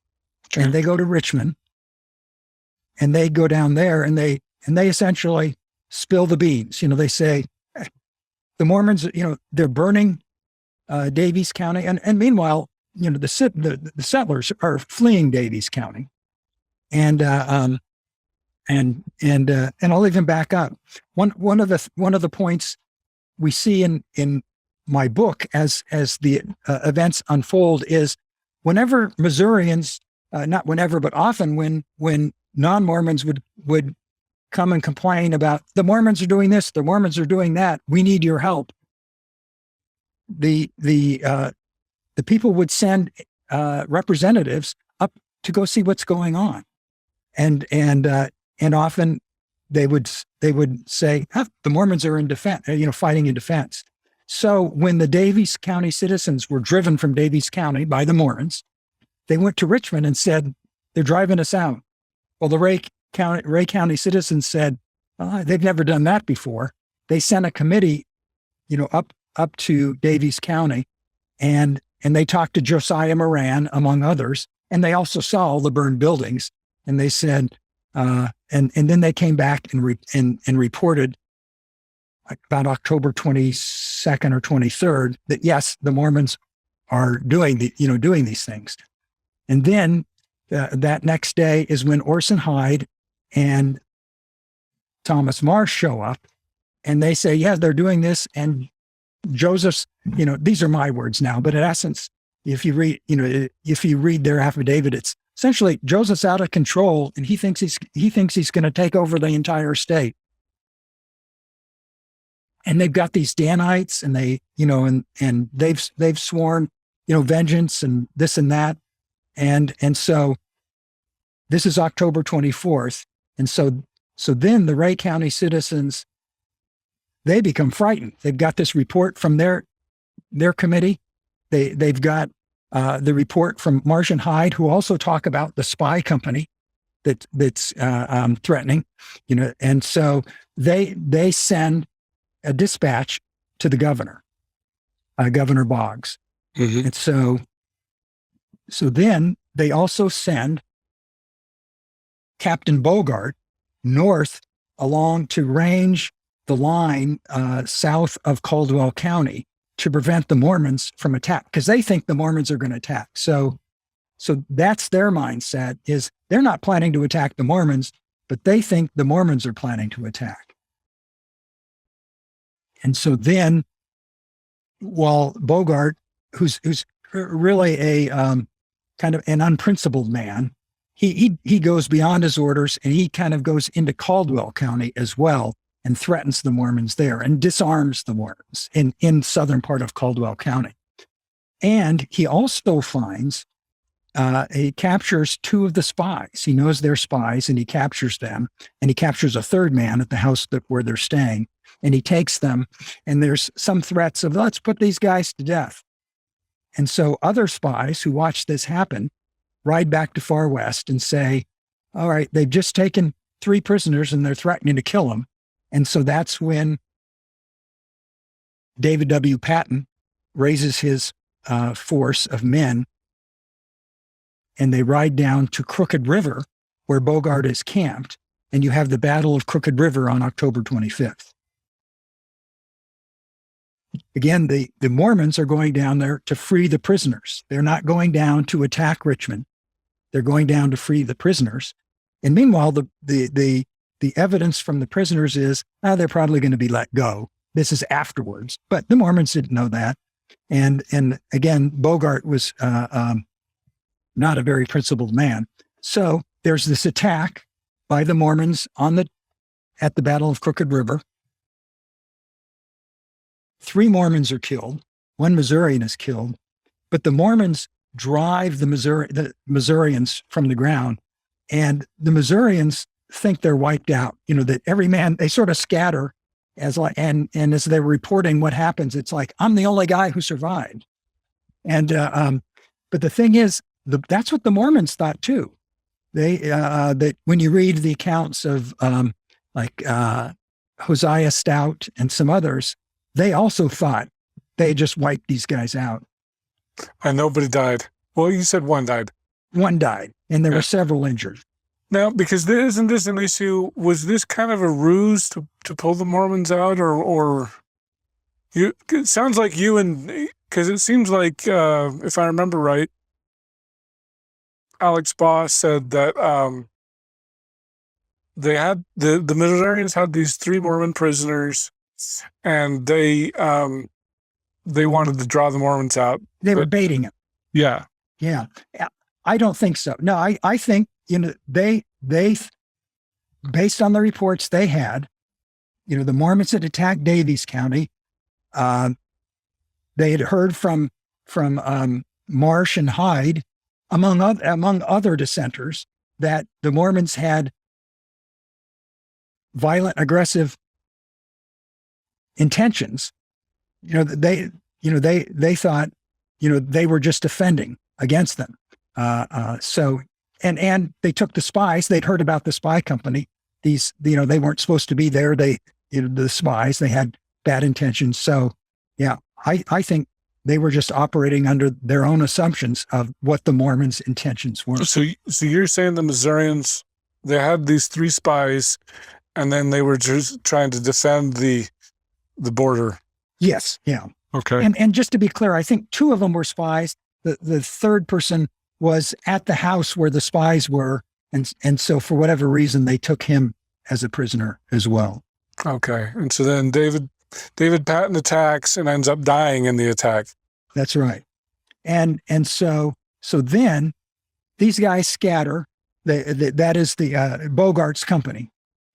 But the Mormon prisoners are rescued, right? Yes. Yeah. And so in fact, when the Mormons showed up, Bogart put the men on the front line, apparently, so they'd be shot first if the shooting occurred. And one of them was shot and injured, and the other, but he recovered, and the other 2 got away. So, like human shields? Yeah, it's unclear exactly where he put them, but they were in the front somewhere. Wow. And so also again, here's the Missourians' mindset based on, when Marsh and Hyde and other Mormons come and say, here's what's happening with the Mormons, they're going to attack. The Missourians sent all of their women and children across the river out of Richmond in anticipation of attack by the Mormons. So they thought the Mormon, this is before Bogart, the Crooked River battle. They evacuate the town essentially, and then they send Bogart up to guard the border so the Mormons can't attack the town. Patton attacks, not to attack the town, but to rescue the prisoners. So now this is October 25th.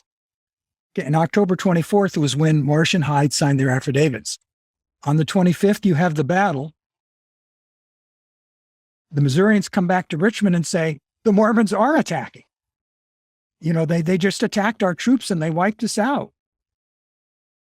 And the Missourians, they have, all sorts of beliefs about, the strength of the Mormons. The Mormons, can bring a lot of soldiers to bear. They can overwhelm any one county easily. And so now with this new information about the battle,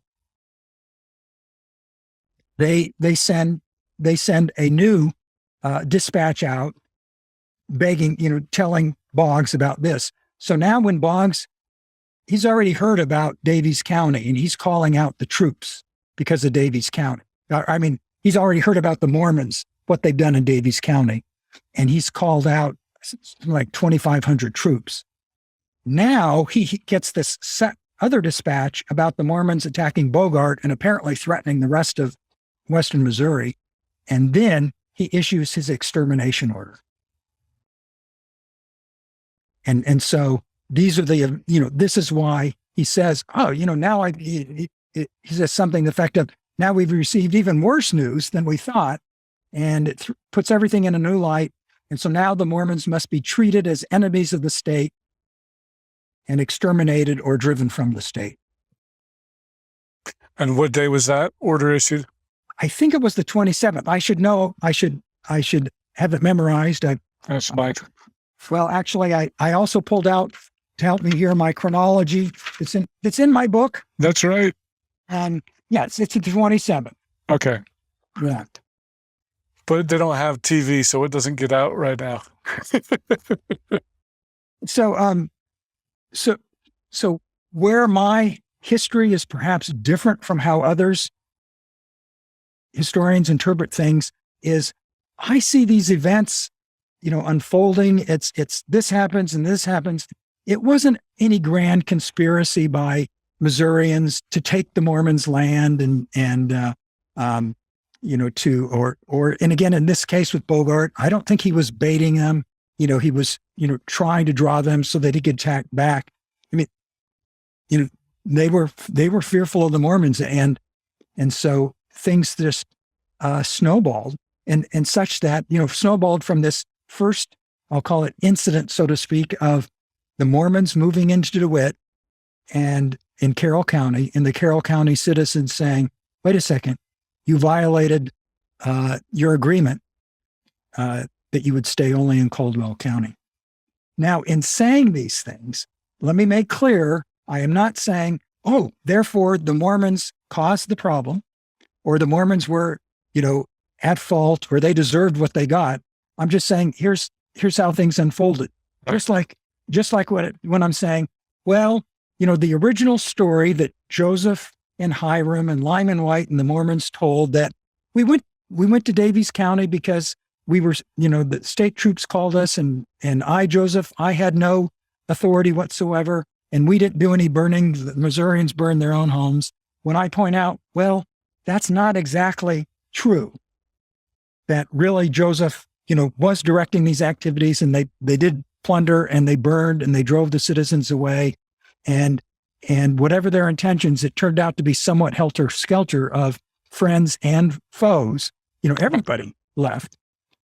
That's still not to say then the Mormons were at fault. No, but it does help us understand why the Missourians reacted as they did. Why they thought, that we've got to defend ourselves. Well, and I'd like to kind of get into the, is it blame game? Is it, are Mormons 50% responsible and Missourians 50% responsible, or Mormons 80? Is it 80-20? What would you say? Can you assign that blame? Yeah. I will say that first, even though, we are interested in blame sometimes, that I try to emphasize, it's just understanding again how at the beginning of the conflict, at the beginning of 1838, when everything was so rosy, how did we end up in this place? And here's the understanding now. Who's at fault? You could say, Well, the Missourians are at fault because they wouldn't let the Mormons settle where they wanted to, these non-Mormons. Also at fault was the local government that didn't protect the Mormons because it didn't really have the capability. It wasn't necessarily always the fault of the local authorities who, tried to stop the vigilantes. They weren't equipped. They weren't trained to do this kind of thing. It was also the fault of Boggs, who essentially, he was probably the only person who had the prestige and the wherewithal, really the prestige and the power to have stopped all this. And it would have required him to come out with troops and stay there for years or something. I'm not quite sure, but you could say, well, he did not do his part at all. So it was their fault. On the other hand, you could say, well, it was the fault of the Mormons in that they didn't stay in Caldwell County like they apparently agreed to, or like everybody thought. Like the Missouri, I love how you say that's a kind of a distinction, because they're like, we never agreed to that, but the Missourians thought they did. Or that it was their fault, and that they thought, that they didn't realize, the impact that they had on the non-member communities. But I wouldn't say it like that. All I would say is that the Mormons wanted to settle where they wanted to settle, and when push came to shove, they were ready to fight.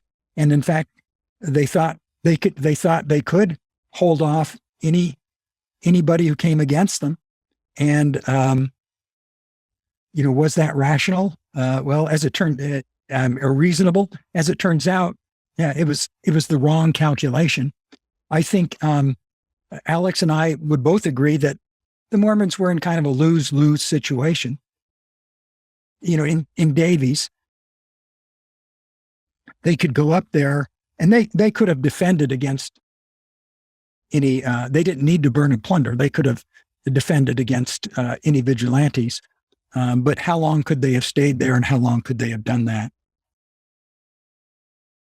Back to your 50%, 80%, I don't know. That I thought about this, that if you want to blame anybody, blame God. He called them there. They went there like they were supposed to. He promised them he would defend them. He promised angels would fight on their side. Still, they got driven. How does that strike you? That's interesting. So you don't want to go assign blame as to who's more at fault, or they equal at fault? No, it was the anti-Mormon vigilantes. I don't want to say Missourians, because there were lots of Missourians who sympathized with the Mormons. That in the course of events, they were again sending troops out to intervene. They were sending representatives to look at what was going on, and the representatives would come back and say, no, the Mormons are not at fault. Some of the Missouri newspapers also supported the Mormons. They would say things like, well, we think the Mormons are deluded fanatics, and we don't like their religion, but they still have the right to settle there if they want to. Outside of Caldwell County, is that what you're saying? Yeah. Okay, that's interesting. If they've broken the law, then punish them according to the law, but don't. But you can't tell people, that you can't make. Where do you live? Yeah. So in any case, but the way events had unfolded is even by the end, after Davies, especially after Davies County, that those Missourians who had previously been on the Mormon side concluded that, the Mormons are in rebellion. Now we got to do something, and that includes like General Donovan, Alexander Donovan, David Atchison. They had concluded, the Mormons are in rebellion. General Parks, Hiram Parks, as well as some others, such that by the end there, the Mormons had lost all of their friends. Mm-hmm. Interesting. Well, and so because I don't want us to think that the story's over, because we still got Hawn's Mill coming up here. just 3 days after the extermination order, right? 3 or 4? Let's see. Let me look, make sure. 3 on the 30th of October. Yeah. Extermination order on the 27th. Hawn's Mill on the 30th of October. And that's just such a horrible thing. And I know Alex Boss said that if the extermination order had gotten word out, that could have prevented Hawn's Mill. Do you agree with that assessment? I would say so. Yeah. Yeah. Yeah. Obviously, we don't know for sure, but we do know that that vigilantes were taking control, which is what vigilantes do, extra legal violence, when they feel like local government authorities don't have the means or the capability. And so the vigilantes, believing that the Mormons are in rebellion and are going to attack us, and that there is no state authority that's, our county authorities isn't big enough to deal with this, so we'll deal with it ourselves. But once the state steps in with 2,500 troops, okay, problem solved. They'll come out here, they'll deal with the Mormons. That is the logic that you would say of why maybe the Livingston troops would not have attacked Hawn's Mill if they had known that there were 2,500 troops coming out. Okay. And then can you just give just a brief description of what happened to Hawn's Mill? Well, the Mormons had a settlement there, and it was on the eastern border of Caldwell County near Livingston County. And so there were some fears, both by the Livingston County citizens and the Mormons at Hawn's Mill, of attack by the other. And so there had been, apparently they had signed a truce, or, we won't attack each other. But the situation was such that the Livingston County people, they were fearful, but they were obviously overly aggressive. And then they were also supplemented by citizens from Daviess County who had been driven out.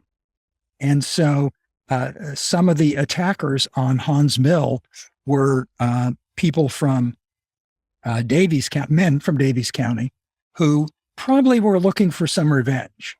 And so you had that going as well. Again, we don't know, they never said, oh, we're looking for revenge, but I think it's a reasonable supposition.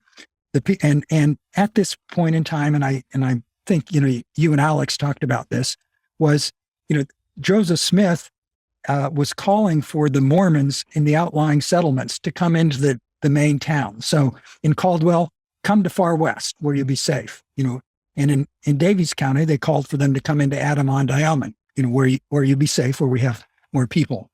And Jacob Hawn, came into Far West, and he talked to, I think, a Captain Killian, and then Joseph. And he really didn't get the answer he wanted, which was we should stay put. Stay put. But then, Joseph, now I'm going by memory, just said something effective. Well, you do what you want, but I'm telling you to stay here. And then, he went back, Jacob Hawn, and according to one account I read, one of the men from Hawn's Mill said, he said, yeah, he came back and said, Joseph, said we could come back, but the way Hawn portrayed the message, it was as if, yeah, you can come back, but you would be cowards to do so, that, and so they stayed. And this is just, one person. Sad thing. Yeah. And so, and the Livingston troops, of course, they had no reason to attack. I mean, there was no threat from that village at all. And pretty much wiped them out. 17 killed, quite a number wounded as well, seriously. Yeah, it's a really sad story in Mormon history. Yeah, and that for a long time it was believed, or was asserted by Mormons, that although they were just responding to the extermination order. But the order had not reached there then, and they never gave that reason for doing it. That those who did speak about it argued that we thought the Mormons were going to attack us, and so we attacked them first. Yeah. Whether they really believed that or not, again, we don't have any contrary evidence, but we do know they certainly had no reason to attack. They had that wasn't going to occur. But maybe they were persuaded by the Davies citizens, or other events. Do we have any reaction by Boggs to the Hawn massacre? That's a good question. Not that I recall, but I won't say no.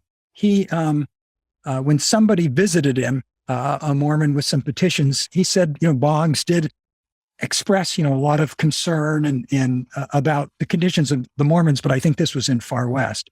But also the Mormon who recounted this didn't really believe. Didn't believe Boggs. He thought it was more of crocodile tears.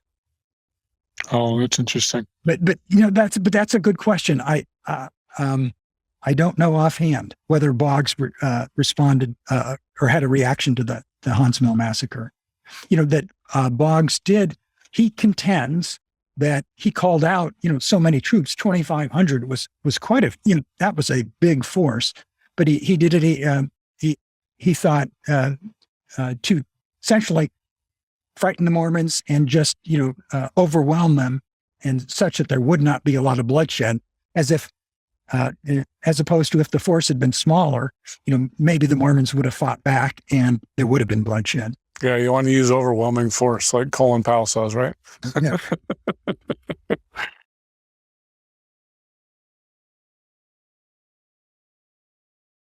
So at this point, let's talk a little bit about what happened to Joseph. And he was basically arrested for treason, right? Yes. Tell us more about that. Well, so after Joseph comes back to Far West, and there's the Crooked River battle and the extermination order, and the troops come out. Several men, Reed Peck and John Corll and some others, volunteer to go talk to the Missourians, find out all right, what's going on, and eventually it ends up there's 5 of them that go out representing the Mormons, and they go and they meet with General Lucas, who is in charge of the troops, and he's from Jackson County, by the way, and so here's somebody not sympathetic to the Mormons. They're just going out to find out, what's going on, what are your orders here? And Lucas gives them 4 demands. He says, well, first of all, he says, you got to give up your arms. Second, you got to surrender, give up your arms. You've got to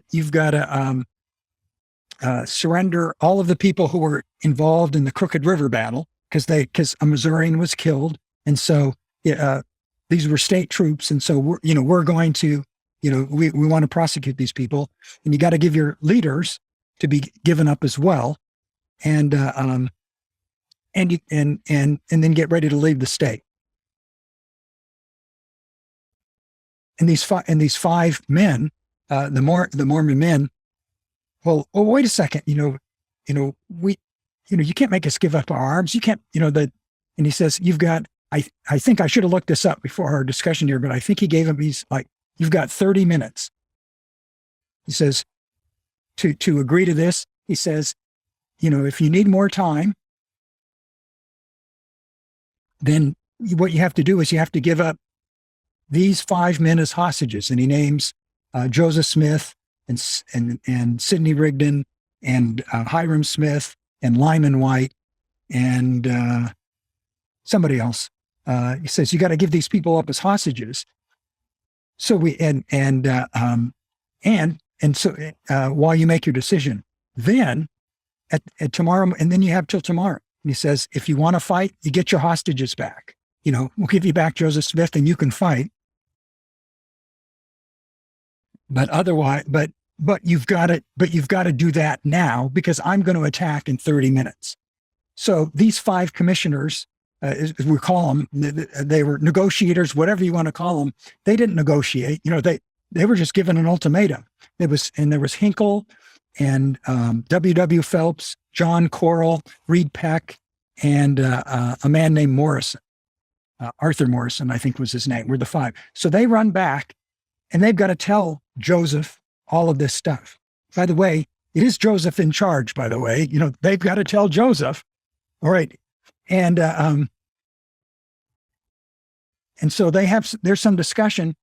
And based on what the discussion was, the Mormon leaders, they knew exactly what Lucas was asking for. That they were not betrayed. They were not tricked into going there. They knew what was at stake.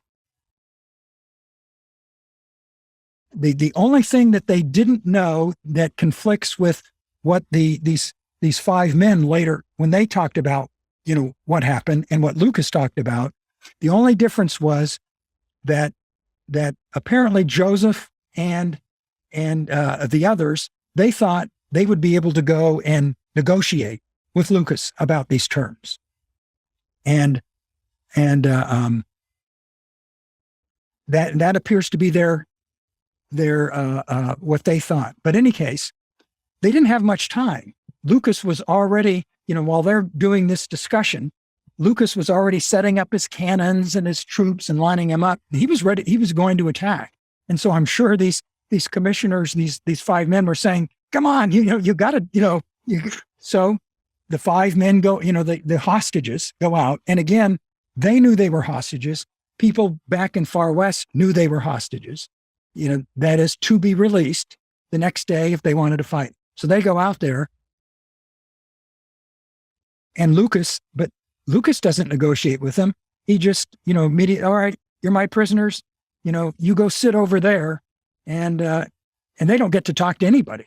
They just get to sit there in the rain all night and listen to the Missourians howl. But again, the Mormons knew what was going to happen because among the things they did is they went and they got all of they said, go get the Crooked River boys. All of those who fought at Crooked River, they've got to get out of town. And so that's what, many of them did. And so you had Charles Rich and others leave in the middle of the night, sneak out of town and get away. Why? Because they knew they were going to go on trial. So then the next day comes and the hostages are given their choice. Do you want to fight or not fight? Well, they could see what was going on. They could see all the troops. And so they decide to surrender. But it wasn't George Hinkle who negotiated those terms or set those terms. And it wasn't him who said, that, we're not going to fight. It was Joseph. But the way things turned out, the Mormon hostages, Joseph and the others, thought they had been betrayed, that somehow this is, what Corrill and Hinkle and the others had negotiated. But no, the terms were just dictated to them. And Hinkle and Corrill, they had no more choice over what the terms were than Joseph did. But Joseph saw the handwriting on the wall that they would, Far West and the Mormons would have been wiped out. Lots of deaths. So he surrendered. Okay. And this is what day? Do we know it? This is in November, I believe. Let's see. It would have been November 1st was the day of the surrender. Okay. Yeah. So October 31st was the day the troops showed up. And also, and the hostages went out and then overnight to the November 1st. And by the way, news of the Hawn's Mill massacre had reached the Mormons. Yeah, I was just going to say that. Yeah. Before they went out as hostages, and which was sort of another indication of we can't win this. Yeah. And so then it was I can't remember if you and Alex talked about this, but then General Lucas subsequently held a court martial of the prisoners and considering them, military leaders, court-martialed them and sentenced them to death, and then asked General Doniphan's troops to carry out the sentence. And Doniphan refused. And a member of his troops, a Peter Burnett, also recounts this and says that the men in Doniphan's brigade came to him and said, "We're behind you on this, of marching off, that we're not going to do this." Lucas, by the way, then later denied that he ever did such a thing. Well, I know that's in like Sunday school manuals where Alexander Doniphan is, lauded as a great hero for defending Joseph Smith's life in that situation. And I'm trying to remember what they even quote what he said to Lucas. You know this is illegal, and I will hold you responsible. So, and Lyman White tells an interesting story too. He says that one of the soldiers, officers came to him and said something to the effect of, "Listen, it's just Joseph we want, just Joseph Smith." He says, if you'll swear against him, we'll let you go. And Lyman White says, "No way." He said, "Shoot and be damned." Lyman White was quite a character. I need to get a good. Do you know any good biographies on Lyman White? Because I think he's just crazy guy. But here's another thing too. Were these people like Lyman White and David Patton who did this burning and plundering? Were they zealots and extremists who went beyond what Joseph intended? Well, one of them was an apostle. The other one, Lyman White, became an apostle. That these were not men that went against what Joseph wanted. Right. I'm always curious why in the church we don't talk more about David Patton, because he's kind of the first martyr of the cause, right? Yes. Any insights onto that? No, other than perhaps we don't know enough about it, or know a lot about him because he did die sort of early on, and maybe we know more than. I know there is a biography of him. That's a good question. Or but also I suppose if you're going to talk about him as the first martyr, he died attacking state troops, and thinking they were a mob, and so in any case, it just sort of I don't know. It's a little problematic, I guess. Yeah, it's more complex than just they took him out and shot him. Right. And not to mention there were two others that were killed as well. Interesting. So this is where Joseph spends 6 months in Liberty Jail or so before I think that's about it. Yeah. He escapes / was let go. Yeah, and that is. It appears that he was let go by the sheriff. After, so he's in jail because at the Richmond preliminary hearing, he and about 63 Mormons, I think it is, were tried for various crimes committed during the war. And here again is an example of the winner, they're in a conflict like this, there's winners and losers. And whoever wins puts the losers on trial for the crimes that, were committed. And in this case, the Mormons lost. So they were put on, that it was thought they were the aggressors. Yeah. They're put on trial, and Joseph and some others are put in jail for treason. Now, let me mention here that that the Richmond Court of Inquiry occurred, after Lucas finally surrenders the prisoners. He doesn't kill them, and Boggs, Boggs is adamant, that hey, turn them over to the civil authorities if they, committed crimes. And so it's called the Richmond Court of Inquiry, and for much of our history, Mormon history, we have derided this as a mock trial, a mock hearing where the Mormons weren't allowed to bring defense witnesses, and the people who testified all lied, either, on purpose, or they were, Missourians who lied, or dissenters who lied because they were bitter, or Mormons who were forced at the point of bayonet to lie. And thus, and the things what they lied about was that there was burning and plundering, etc. This was a mock trial. Well, this was not a trial, it was a preliminary hearing. And the purpose of a preliminary hearing is just to see if there's probable cause to believe that the defendants may have committed the crimes. And if so, then you bind them over, for an actual trial. And so that's all this was. And so there was plenty of evidence, people testifying that, yes, I saw Joseph do this. Yes, I saw Joseph do that. Or yes, I saw this person at the Battle of Crooked River. And so that was sufficient to say, oh, okay, if, for example, if you were at the Battle of Crooked River, then, one of the soldiers, then you were part of this group that murdered a person at the, a state militiaman. And likewise, if you were at Gallatin while the town was being burned and plundered, or I saw you there, that's enough. The Mormons' defense, if they were to mount a defense, would have been something effective. Yes, I was there. I was protecting myself.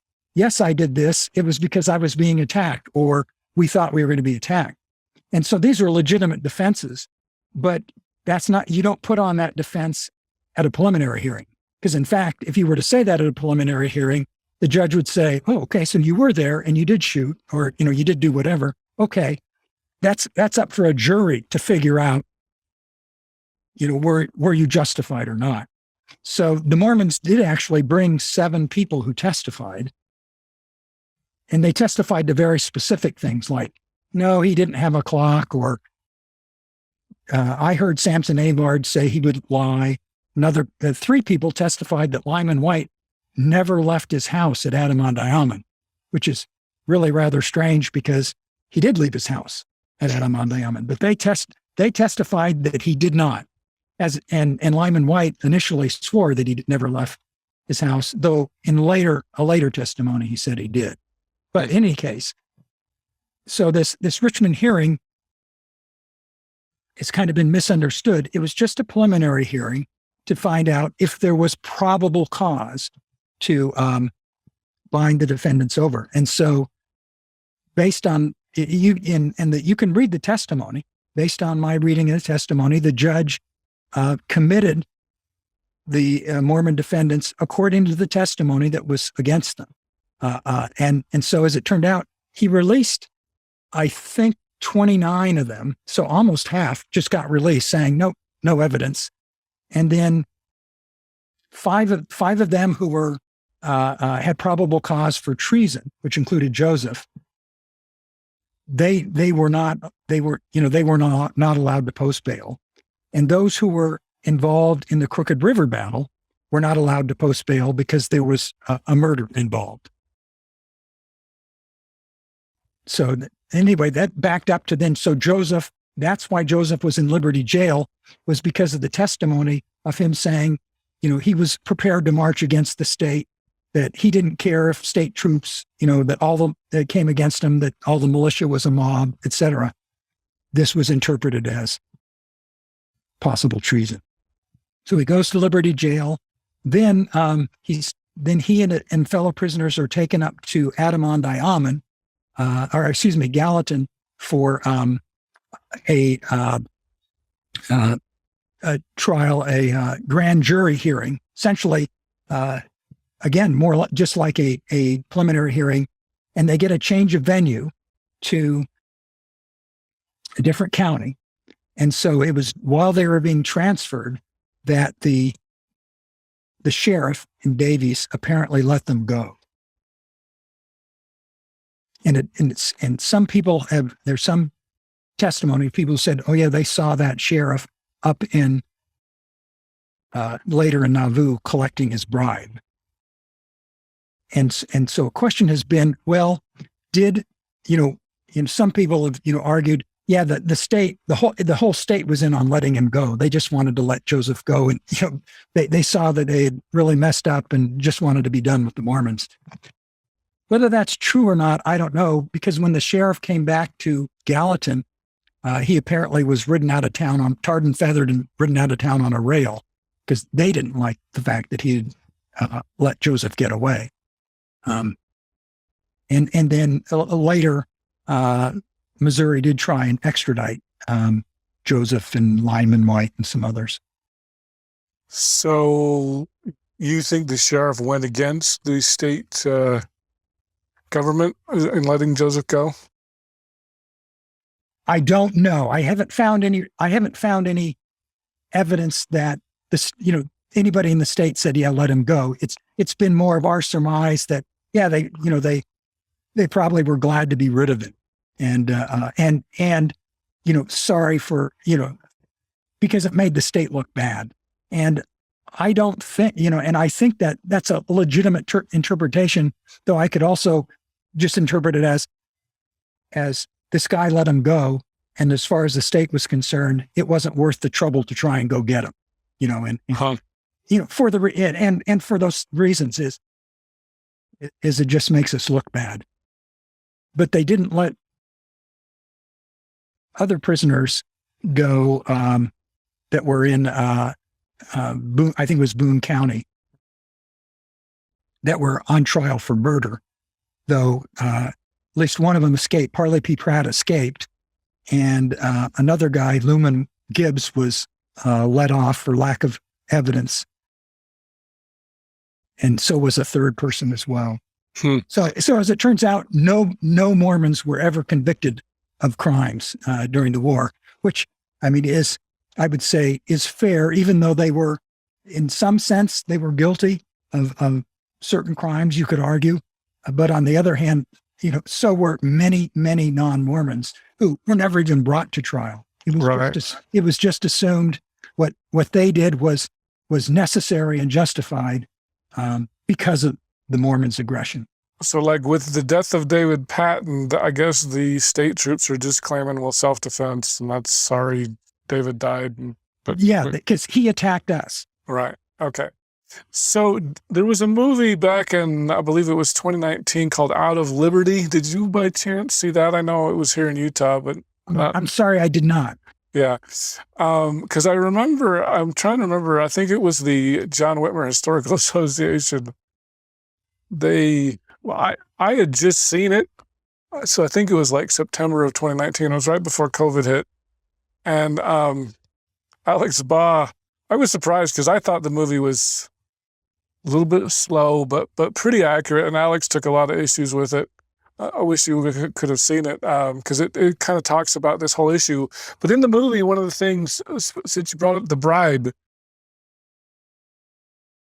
and I know Alex Baugh said something to the effect of, well, we're going to drink some grog. And then Joseph told the sheriff, hey, well, I'll pay you for these horses that we're stealing. Because, essentially the sheriff gave him one or two horses. I don't remember how many. Well, probably two, because there were 4 or 5 prisoners. Yeah, I think 5. Joseph, Lyman White, Sidney, I think, got released for bad health or something. Yeah. Caleb Baldwin and okay. Alexander McCrae. Oh, I don't remember them. Yeah. Okay. So they would have probably needed 2 horses to get away anyway, right? So we probably took a couple of horses. So, and Joseph in the movie gave his word that he would pay back the sheriff for the horses that he quote unquote stole. So is that kind of the story around the bribe? Do you think that Joseph was just repaying a debt and some people saw that as a bribe, or? I guess so. That is news to me. So in other words, is Alex arguing then it wasn't a bribe? Well, Alex didn't go into the bribe so much, but he did in the movie. The sheriff's walking him out and he's like, hey, I'm going to go drink some grog. And I know Alex mentioned drink some grog was like exactly what they said. Like, we're going to get drunk, take our horses. And Joseph said, I will pay you back for the horses. I mean, that's how Alex. I never heard the word bribe until you mentioned it. So that's the way Alex described what happened with the sheriff. But I can see how others would have interpreted that as a bribe. Yeah. Okay. Yeah, and I will say I don't recall enough about those details to say one way or the other. Okay, so because I could see how Joseph's like, I'm repaying a debt, and other people would say, well, that's a bribe. So for letting us go or whatever, but yeah. And so I suppose then if he did just let him go without a bribe, so to speak, then that plays to the idea that, well, the state of Missouri told him, or somebody told him to do that, as opposed to, no, he did it because he got bribed. But in any case, that there were actually two men who were involved, or two Daviess County lawmen. One of them signed an affidavit, asserting that the prisoners made their escape without the connivance, consent, or negligence of myself or said guard. What else are you going to say? But according to Joseph McGee, one of the Daviess County citizens, he said that the enraged settlers rode Sheriff Morgan through town on an iron bar, and they dragged William Bowman by his hair across the town square. So I got that wrong about the tar and feathering. It was one of them got to ride the iron rail, and the other was pulled by his hair across the. So they were not happy. The more I hear about Missouri justice, there was another story I'm trying to remember. Was it Alex Boggs? I think Alex Boggs told me. This is back in 1832 in Jackson County, or maybe even before that. They were divvying up the land, and the people told a judge that if he interfered with the land auction, that they were going to throw him in jail. At least until the auction was over. And it just seems like Missouri. Is it fair to say Missouri especially was a very lawless place, and that law enforcement wasn't strong anywhere in the state, or at least where the Mormons were, for sure? Well, I'd say in the western part of the state, okay, because in the eastern part you have St. Louis, though sure it had its issues, but yeah, that back then, yeah, that it was at the edge. It was at the edge of the United States. The territory to the west was Indian territory. Mm-hmm. So anyway, on the escape, when they, whether it was, whether they were allowed to go or escaped or whatever, that there were 5 prisoners, and Hiram Smith was in there as well. Was one of them. Oh, okay. So anyway, so they traveled on, they traveled on out of the way roads, and so they wouldn't be recognized and seen. And they also traveled under assumed names. And they told people as they went east that they were land seekers, or as they went towards Nauvoo. Excuse me, they said they were land seekers from the east, sort of inspecting lands. And we get this story from Orange White, Lyman White's son, and he says, so they. Orange, like the fruit? His name was Orange? Yes. Wow. Yeah. That's interesting. Yeah. So they're traveling under assumed names. So, and then they stayed at farms, stayed with different people as they went along. So at one farm where they were staying, in the early morning, 4 of them went out for a little stroll, and they left Alexander McCrae behind. And so the farmer came out, and he told McCrae, he said, I'm sorry. He says, I've forgotten your name. What's your name again? And McCrae had forgotten what his fictitious name was as well. And so he didn't know how to answer him. And so in order to stall, he just started coughing violently and pretended he had a terrible stomach cramp and he had spasms and it was, so he rendered him unable to speak. And he kept this up until the 4 others came back. And the alarm farmer, he ran outside and got the others and called them, come on back. And so they ran in, and the others ran in, and they said, well, Mr. Brown, what's wrong? What's wrong with you? And so then he knew his name was, Brown. And so the And so the relieved Mr. Brown, he began to recover right away. But in the meantime, the farmer went, he got a jug of whiskey, and he said he recommended it from what was ailing Mr. Brown. So they all took us, and so he gave some to Mr. Brown, McCrae, and then they all took a swig just in case it was contagious. And so so then as they eventually they all made it back to Quincy, but he says that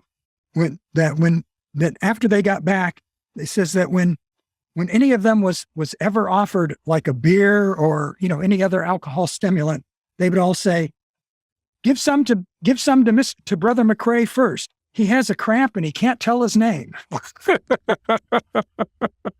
That's a great story. Oh, all right. Well, I think we've covered that pretty well. Except for I guess we forgot about the assassination of Governor Boggs. And actually, I wanted to get your opinions of Governor Boggs' handling. I know you said in your book by the end of his term, nobody liked him. He wasn't a very good governor. Was he a pretty terrible governor? Would a different person have handled that better? I'd say a different person probably couldn't have handled it worse. So that I would say, that, in the book, I tried to let him speak for himself and explain, well, this is why I did this or that, but for the most part, as it turned out, he was prepared to send out troops early on when he thought, the Mormons were the cause of trouble. And then it turned out that Atchison and his troops were able to solve things. And so Boggs didn't come out. He didn't need to. But then later, as things started breaking down, Boggs continually, he heard reports from his generals saying, you need to come out here. You have, that, and the Mormons are not at fault, but the Mormons are in a desperate situation. They're desperate people, and we could have a big war here, a big conflict. And so they asked him to come out. He didn't come out. You could say, well, that it isn't necessarily the governor's job to call out troops and lead them out to, all the way out west like that.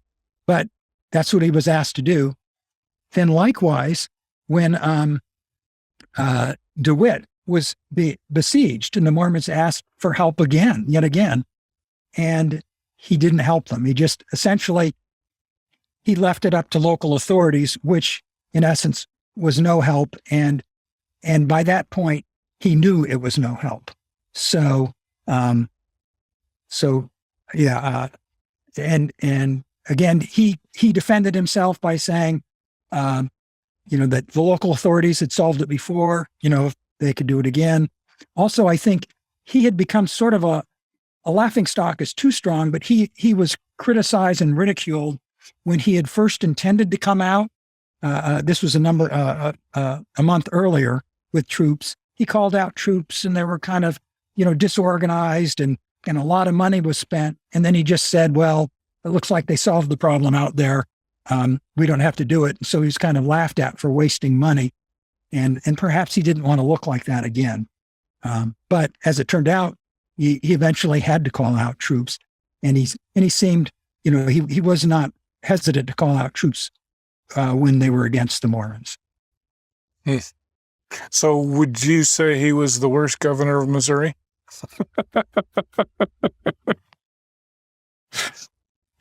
Well, I don't know my Missouri history, so there might have been one worse. I don't want to shortchange anybody.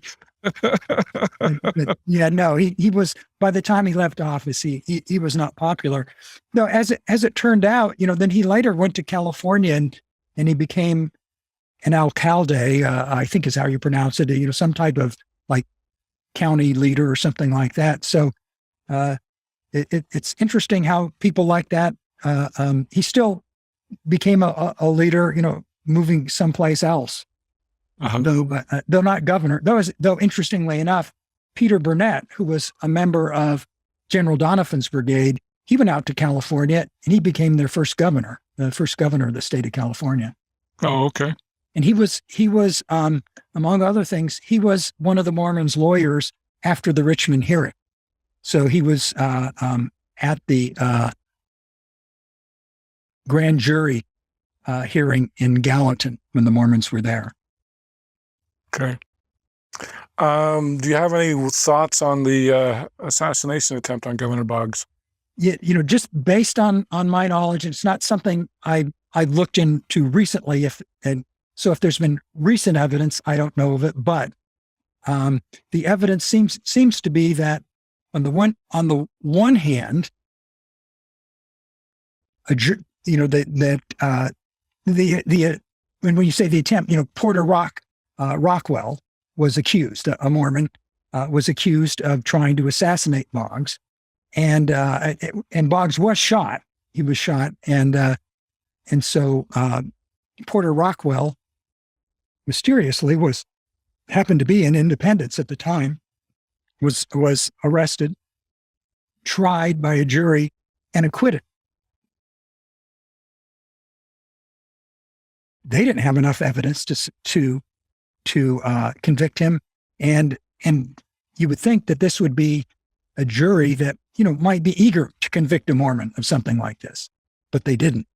So on the one hand, there doesn't seem to be any evidence. We haven't uncovered any evidence about it. On the other hand, what was Porter Rockwell? He had no business really in that town. There was nothing, no reason why he should have been there. No reason why any Mormon would have wanted to have been in Western Missouri at that time. And excuse me for forgetting, I don't even remember which year that was. Was it 42, 43? I don't remember either. So anyway, the Mormons weren't there. They hadn't, and he had no reason to be there. There's a story that likely apocryphal, but somebody asked Porter Rockwell, well, did you really try to assassinate Boggs? And he says, or did you really try to attempt to assassinate Boggs? And he said, well, if it had been me, it would not have been an attempted assassination. Yeah, I wouldn't have missed. Yeah, he would be dead. It seems like Alex Boggs said that he thought that because it was like a buckshot pistol, it wasn't something that would have killed him, like a BB gun kind of a thing, more to scare him, right? Yeah. And so he thought, well, maybe Porter was just trying to scare Boggs, which, if that's what it was, that he certainly did. He certainly accomplished that. So, all right. Well, Steven, this has been great. Is there anything we've missed? Well, let's see. I mean, just a couple of perhaps minor things but I'll mention them. That as you look at the events, as I mentioned earlier, as they unfolded, it was not a giant conspiracy of the Missourians or this large group of Missourians that we just got to get the Mormons out of here.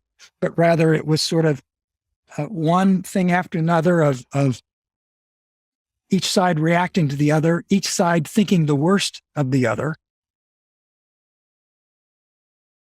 And there were, things that went on among the Mormons that some Mormons were unhappy with, that the people we call dissenters and people who testified at the Richmond hearing, they have been denigrated as, apostates and liars and people who are just bitter.